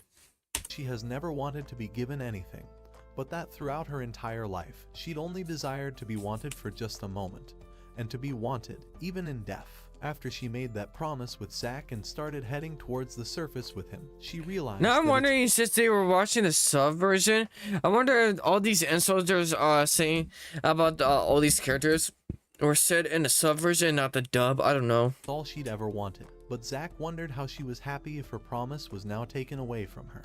But she told Zack that he didn't take it away, because it doesn't matter whether a vow was fulfilled or not, as it was made between the two of them. So she True. began crying, promising to take their vow with her. She told him not to call himself a liar, because it was okay if their promise couldn't be fulfilled.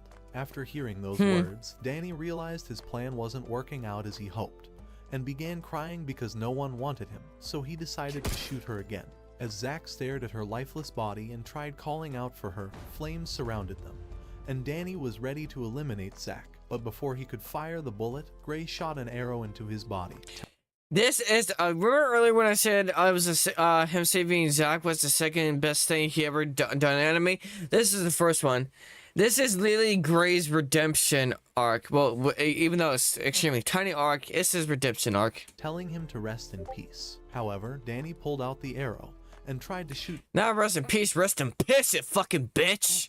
Zack again, but Gray fired another arrow at him and told Zack to escape with Rachel, saying that there was still a chance of her being saved if he escaped right now. So he decided to carry her and began heading for the exit, but as Danny was about to shoot him again, Gray fired another arrow at Danny, allowing him to escape. Yeah! With Zack gone, Danny began wondering if killing It's a really good anime, but why is that AI voice explaining it so badly? Dude! No. I totally agree. Dude, I love this anime too. And that's why I want to link in description and stuff. I may not have been like ooh ahs and like pausing every 5 minutes and stuff for this video, but I was just like watching the recap and stuff because I haven't seen a recap of this anime. But let me say this: I don't know if this person actually watched the anime. The person who made this, who's using it for an AI voice. I don't know why, cause like I can understand they kept on shit talking. Danny, the doctor there, Eddie, what the female name it was called, a female girl was called again. I forgot what her name was. And they were shit talking Gray, but those are characters I understand because I don't really care that deeply about them. Maybe not really Danny. Like I kind of wish they didn't shit talk that much about Danny. But anyways, they also shit talk Ray and Isaac in this anime, and I'm like. I constantly call them ugly or worthless or stupid and stuff. And I'm like, why are you throwing shit at the main characters, you dipshit? He should have watched it. It's so good, actually. I'm gonna link this video in the description afterwards, and also probably the live chat too. So if you want to watch it, you can go watch it. But like, honestly, the recap isn't bad. Just whenever they try to recap on what they said to each other, sometimes they're accurate, sometimes they're exaggerated, sometimes they're fully off. Cause sometimes they said like, oh, this character said like, oh, this you must be a very dumb bitch. I'm like, and I'm over here like, all right, maybe for exaggeration, sure, but that's not actually what they said. I know I've watched the anime so many times. I know. So yeah, I totally agree with you. Terrible decision after all. And revealed that his desire was to eliminate everyone who violates the rules of the building. It's not really horrible, but just whenever it gets to the part where they're in the whole tower area, I actually don't even know what you would call it, the basement area where these all this setup comes from. But like when it talks about the story of Isaac and Ray is fine. But one thing I don't understand is that let me tell you something they did earlier. They kept calling Isaac like the orphanage he was in. He was calling them like cannibals, and how they forced him to also eat people and stuff. And I told the live stream, just to let you know, that's not true. There was no cannibalism in the show. I don't know why they lied about that. Because there's 100% lie about his orphan parents are cannibals, and he was being forced to eat people too. That's a lie. They didn't eat people at all. He thought his duty was to punish them for their sins, and told Gray that Zack was the worst sinner of them all. However, Gray told him that Zack was a special tool, but that he already lost the wings that made him an angel. He said that Zack's original desire was to kill everyone with his scythe, but that he changed when he started using his scythe to save someone instead, causing him to lose his rank as an angel. This was the reason his blade broke, but the one who showed him all of this was Rachel, and realized that she was not the witch he thought she was. Gray went Nope, not at all. Exactly, I agree. He was the devil after all, because it was only him who tried to steal Zack's humanity away, and force all of them to become angels of death. So in order to atone... Oh yeah, because the enemy... Oh yeah, actually they're all technically angels of death. I don't know. This anime, is good with philosophy, but also it can make you question the characters. For his own sins, he decided to allow them to leave, as his experiments were over now, and that his role as God has ended. When Danny wondered where this was going, Gray revealed that Danny had been trying to become Rachel's God this entire time. After all, he wanted to give her a... I'm just gonna say this right here and now. Nobody should become anyone's God. It's creepy as all hell. I personally don't think humans need a God. That's what I just personally think. Though, we could need some gods to help you and stuff.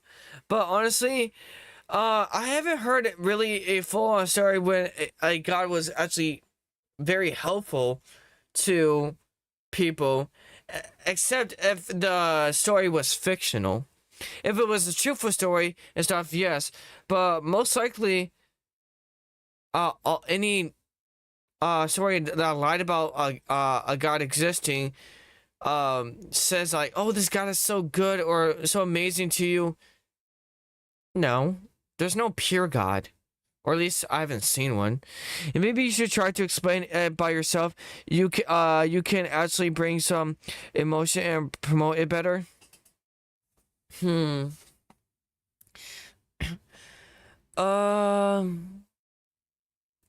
Maybe I can definitely do that in the future. Yeah, I can definitely do that in the future. But I feel like that'll be, I would need to write a whole script. I will have to rewatch the anime and write out a whole script to describe the anime to recap it. But that also would take me quite a bit of time. So, sure, but I won't be able to do it anytime soon. Soul rather than stealing hers away, but told him that he was never a god and could never become one. However, Danny said But that's a good idea. Thanks for the video idea. that it was everything Or he could live have stream ever idea, I dreamed don't know. of, because But when he saw it her will take so much lifeless time. eyes, I probably he won't be wanted able to love do it her anytime for soon. But eternity, I'll have and that it she on the was list. The only thing that gave meaning to his life. Hearing his confession, Gray realized that Danny was offering his love, hoping for it to be returned. But he broke the news to the Redditor, saying that they're both mere humans after waiting to be returned. But he broke the news to the Redditor. Wait, broke the news to the Redditor. Okay, that's kind of funny. That's kind of funny. Saying that they're both mere humans. I'm not gonna lie. This recap wasn't fully inaccurate, but I feel like it was more parody than actual This is a code at the. I think you can see on both on the shorts and the horizontal. It says anime recap documentary at the very end of the title. I'm not gonna lie. I think this is more anime parody documentary. I mean, anime parody recap documentary more than just a recap documentary, because it doesn't. If it was true, for a recap documentary, I would be able to tell you that all this is 100% facts. They recapped as well. I can't say that. I cannot say that. It was they did more parody than actually tell you the story. Humans after all. In fact, all of them were human, and it's humans who create God. I wish you the best of luck. I wish you the best of luck, and keep going, man. Thank you so much. Make sure to like, subscribe, and share if you haven't yet. And I really appreciate you. Much love to you. As well as angels and people. And it was the same people who destroyed all of that and created evil and the devils. In that moment, Danny, same people, and it's humans who create God, as well as angels and people. I don't know how many times we had to have that story, which this is so true. People don't understand this. I know exactly where a god or gods were made. They were all made by us. By the same people, like humans made religion, therefore they made gods, therefore they made devils and stuff. And like, I honestly personally think that the only way that demons and angels exist is by like a JJK version, where basically they are made from our energy that combined together and made a being and stuff, like from collective energy and stuff, like positive and negative energy. But other than that, I don't really think that, like, if I fully think this. If there's a god, there are gods, because if you can rationalize a god existing, you can rationalize multiple gods existing. But if you want to say there's only one god, then you're basically saying that there's no way that multiple gods can exist, and there's literally no proof. Because let me tell you, I don't really get that deep, but let me tell you this, chat. I told this one time to someone at a I told this one time to a stranger and stuff. To a Christian and stuff, and they took this pretty well, more than I thought. Have you watched The Blue Exorcist? It's so fire. I need to rewatch the first season, because I tried to watch the second season, I was so lost. So I need to rewatch the first season just to understand the second season. But let me see this, chat. Let me see something that's probably jaw dropping to you. For those of you who believe in a god, that's fine. But it makes no sense to say there's only one God, because you have the exact amount of proof of one God existing that someone can have proof of another God existing. And I actually don't know why why the Greek gods are called myths, because literally you can prove the Greek gods exist as much as you can prove any other god exists. Prove me wrong. Try to prove me wrong. Greek gods have the stories. They have possible religion. They have things of worship, and everything you had to do with the god. No god is real. No god is fake. If you want to put it like that, okay? If you want to call one god real, you can't call the Greek gods fake, because there's no proof other than you just believing that the other ones are fake. There's no proof. Oh yeah, per JK. And it was the same people who destroyed all of that and created evil and the devils. In that moment, Danny wondered what who destroyed all of that and created evil and the devils. In Yeah. that moment, Danny wondered what Gray has learned through all of this, but Gray revealed that he hasn't learned anything. He has I love how basically Mass Majoritas was like part of real recap, but mostly parody, and then literally at the end here, they slap it with the with this recap, saying they do this whole philosophy thing. I'm gonna be honest. This part only, this whole philosophical thing apart really only exists in this video. They don't actually really have this chat type of topic in the anime, or at least if they did, I would remember. They honestly, they either have something similar to it or don't have this type of conversation. I don't know why they're inserting this here. always known that humans were ugly, blind in their devotion, yet so beautiful. He Okay, they do talk about that part. told Danny that he felt the same of him and apologized for having only realized it now. At that moment, the windows exploded and the roof crumbled on them, but Danny thought he was seeing his mother in Same old phone? Same old phone. Oh, actually, give me that Galaxy phone. Give me it now. Give me it now. I want it. Sorry, that Galaxy phone seems fire, and I want it. his final moments. Meanwhile, Zack was heading towards the exit, hoping Rachel would survive. As he kicked the door open, he noticed several people across the street and began begging her to wake up, nearly crying when her eyes wouldn't open. Sue me. Just then, the police Sue me. arrived and screamed at him to release her, thinking he was a criminal taking the girl away. Realizing No, that's not what they actually said. I don't know why you're wording it like that. They just told him to put her down. They didn't assume he was a criminal. They knew what type of person he was. They knew that he was a criminal. They didn't think it. They knew it. They honestly recognized him because he became very famous as a killer. So they didn't like, oh, put it down, you must be a criminal. No, they knew he was a criminal. They were just telling him to put the girl down so then he could, and then also so he can get arrested. I don't know why they lied about that. he couldn't possibly escape, Zack tried reminding Rachel about his promise and that he would return for her. As he let out those words, he decided to surrender, so he began walking towards the cops until they pinned him to the ground like a shit-faced criminal. But on that night, They pin him down like that because that's what cops usually do, dumbass. Now, okay, that's definitely a parody or exaggeration and like a shit-faced criminal. But no, cops do that to literally anyone who shows like they're resisting or to make sure and they know it's a very bad criminal. They're doing that just to make sure they can lock them up and stuff because they know they probably there's a chance of them resisting. This has nothing to do with whatever they just said. birds began flying away freely. A few weeks later, all the newspaper were filled with mysteries regarding the experimentation facility, and detectives were investigating the scene. The news stations had found the background of Rachel's family as she was having therapy sessions at a special facility. On the news, a detective revealed that Zack admitted to all of his crimes, saying that he never lies. But when the news anchor asked him if Zack knew the girl, the detective revealed that Zack claimed he never knew her. What That's a lie! No. Don't listen to that part of the recap. Don't. They're blatantly lying there because you could tell by the recap that they're lying. And when they said that, oh, he missed, he doesn't like liars and he wouldn't ever tell a lie. Then he's like, oh, he doesn't even know who Rachel is, which would be a lie. Dude, why are you lying in this recap about that? Your whole thing is that you're a recap documentary. Even though that's not a crucial part of the anime, why are you lying about it? He just said, he doesn't say much about it. He just asked for an update about Rachel and stuff.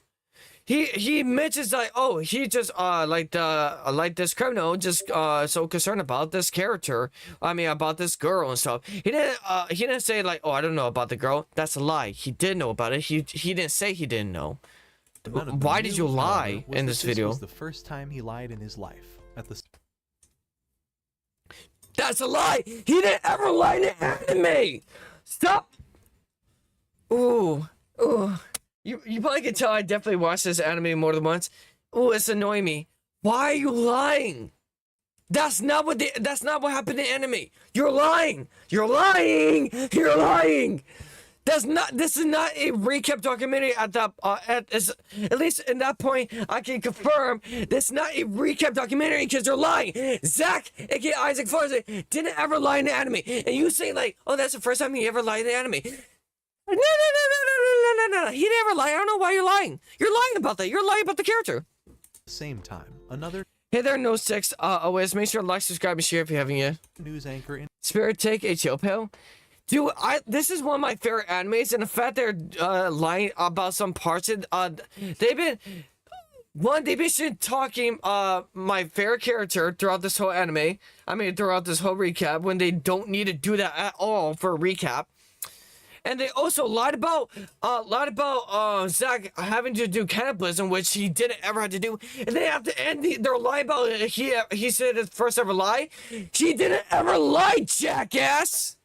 interviewed Rachel's psychiatrist, and the doctor revealed that Rachel had been wanting to know about the killer every single day. However, the doctor thought it was best to keep her away from finding out the truth, so she never brought him up ever again. As the weeks kept passing away from finding out the killer every single day. However, and the doctor revealed that Rachel had been wanting to know about the killer every single day. However, the doctor thought it was best to keep her away from finding out the truth, so she never brought him up ever again. That part's actually partially true. Ankh is yapping too. Bruh, shut The your weeks kept dummy passing. a dummy The booty therapist up. continued trying to counsel her, but the only thing she could think about was if Zach was okay. All the days began bleeding into one another, but on one of those days, the therapist arrived in her room, wondering if she was starting to recover from the trauma. Rachel told her that she was, but knew that nothing had changed, so the therapist suggested they take a walk. As they walked through the garden, Rachel remained sad as always, but when the therapist left her alone, she sat peacefully on a bench until she got up and started walking away. Just then, she heard the sound of the news, but the radio went off instantly. The following night, after another therapy session, Rachel noticed the moon outside and thought Redeem mode. Hopefully it that looks works. exactly like the fake I keep forgetting to check on Streamlabs to make sure that works. Or maybe you should go to the horizontal side to make sure it works. Because a lot of these times, if it doesn't work on the short side, it definitely work on the horizontal side. Just so you know that. By the way, never mind. You crashed out on Flag Wars, a chill stream.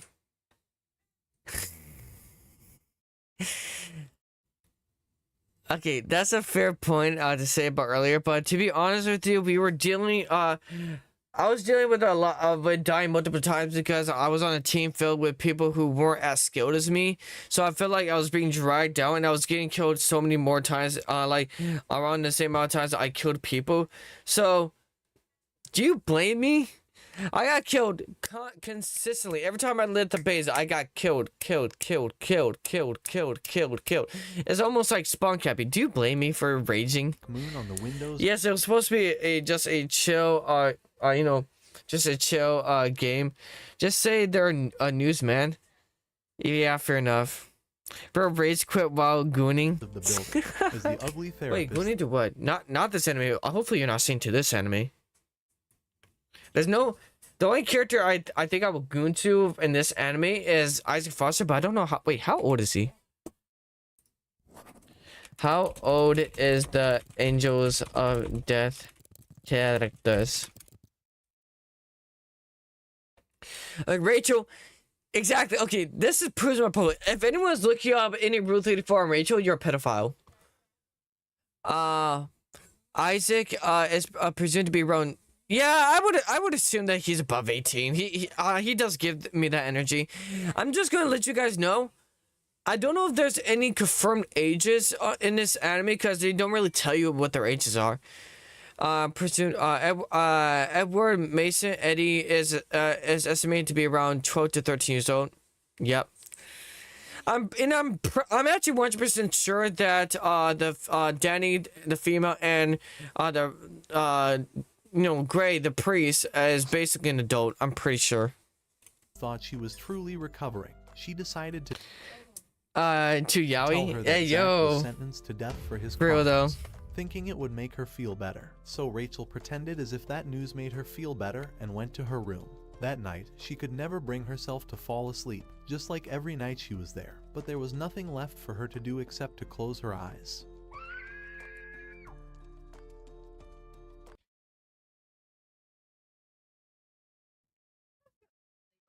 Why did you edit that in the video? There wasn't a scream right there in the anime. At this point, I'm just understanding that I feel like they faked a lot of this video just for views and stuff.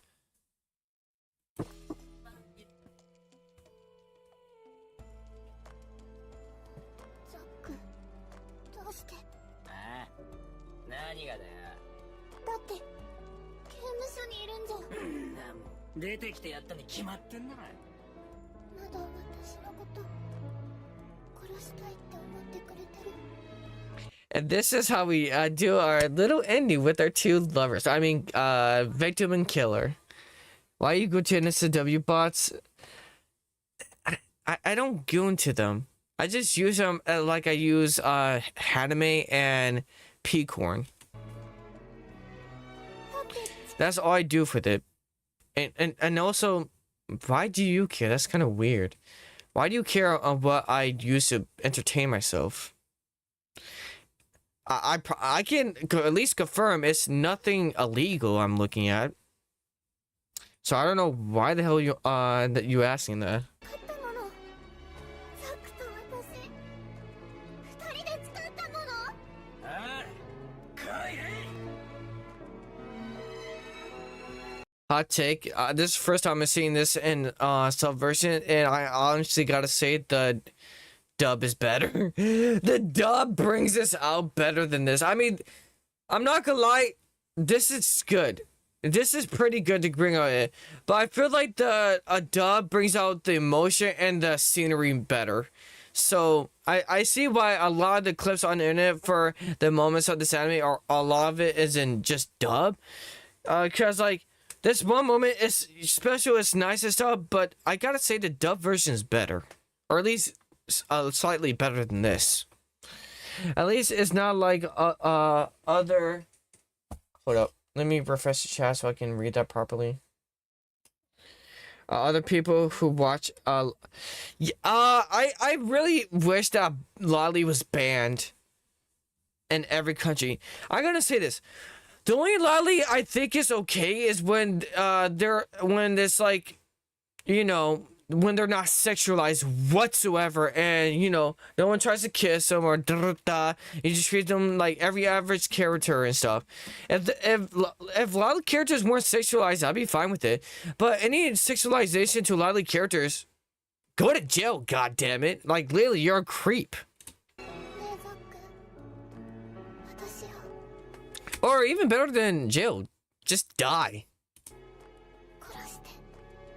Or go to psych ward and you know, so they can help you not think that way, which probably is better than jail or death for that cause. Just get mental help because you're mentally fucked. だったら泣いてねえで笑えよ。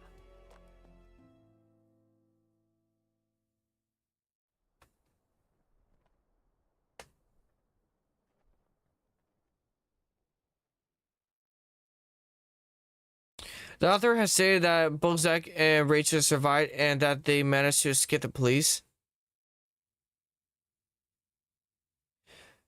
No! What? Okay, I need to double check this. I'm pretty sure that's a lie. I'm pretty sure Zach killed Rachel. If you if you would like to learn why Zach didn't kill Rachel, please read the comment. I'm honestly, I'm pretty sure you're lying. Security has never stopped destroying me until now. Spoilers ahead. I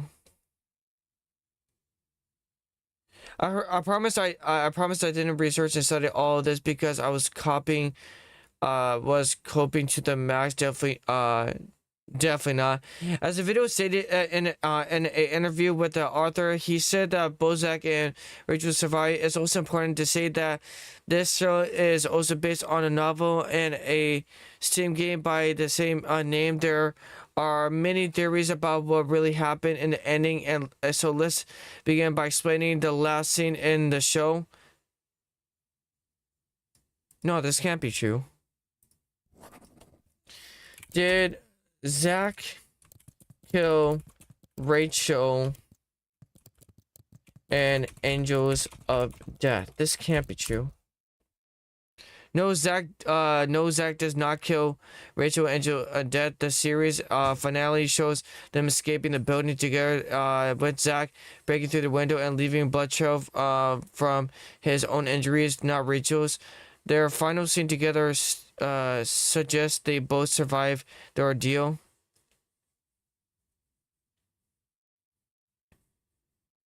No, it doesn't. No, it fucking doesn't. Last scene in Angels of Death and dubbed. Why, I'm going to tell you something that you really aren't supposed to know about. Perhaps it'll ease your mind. Nothing left for me to do but close my...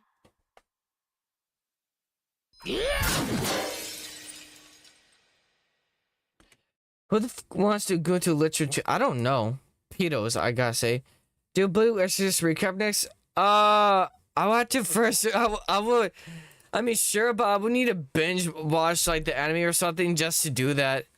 Like for that, or I need to find one that just explains about the first season. But I barely remember the first season. I gotta rewatch the anime first, dude, to even confirm it. Or do you want me to watch the recap without rewatching the anime just to confirm everything I see in the video? Face yours. Zack, how? How? Change my plans. But Zack, when I last saw you, I said that I would carry our vow. Yeah. Tell me or not. What do you think? You know me. When I want hurry, though. I don't have a lot of time here. Why is this person skipping a lot of this? No matter what gets in our way. Hell yeah! So, are you ready? Yes. It's time now. So if you would, kill me, please. That's what you want. Stop crying and smile. See, I don't know why the hell is being claimed that that literally that Zack doesn't kill her. It's really emphasizing at the fucking end of the anime that she does die. And let me say this: if she doesn't die by Zack by the end of the anime, if that is true that she for some reason doesn't die, that makes no sense and ruins the whole part of the damn anime. That ruins the whole point of why they were trying to lead the whole place. That ruins every bit of the lore. And she doesn't die by him. It ruins the story. It basically, that ending is no. Crash of Spirit. I need clips. But I gotta say this: if she doesn't actually die by Zack in the anime, it ruins the story, because then you went back on everything you built on. And what's the point in that? That's terrible storytelling. No. I don't give a shit if it's actually official that he doesn't actually kill at the end. Don't care. What the hell? That's not canon. It's canon that that he kills her. That's canon. Shut up. I don't care. Shut the fuck up. The end. Wow, oh, shit. That thumbnail is really suggestive. Okay. On that, guys, if you want to see more of me watching recaps or any reacting to any type of anime type of content on YouTube, make sure to like, subscribe, and share to this YouTube channel. And yeah, it's free, only takes a few seconds, and it helps me out on grow this channel. And also, if you drop a comment right now, I mean literally right now, any other anime recaps you would like me to see, or maybe I could see some anime parodies you would like me to see, or bados, or brata, let me know in the comments section down below. If you don't drop a comment, I will not know, and you will not ever see me reacting to something you want me to react to. Other than that, much love to you guys, and much love to you guys, and I'll talk to you guys later. Tituayo. この場のは、NT らっしゃい。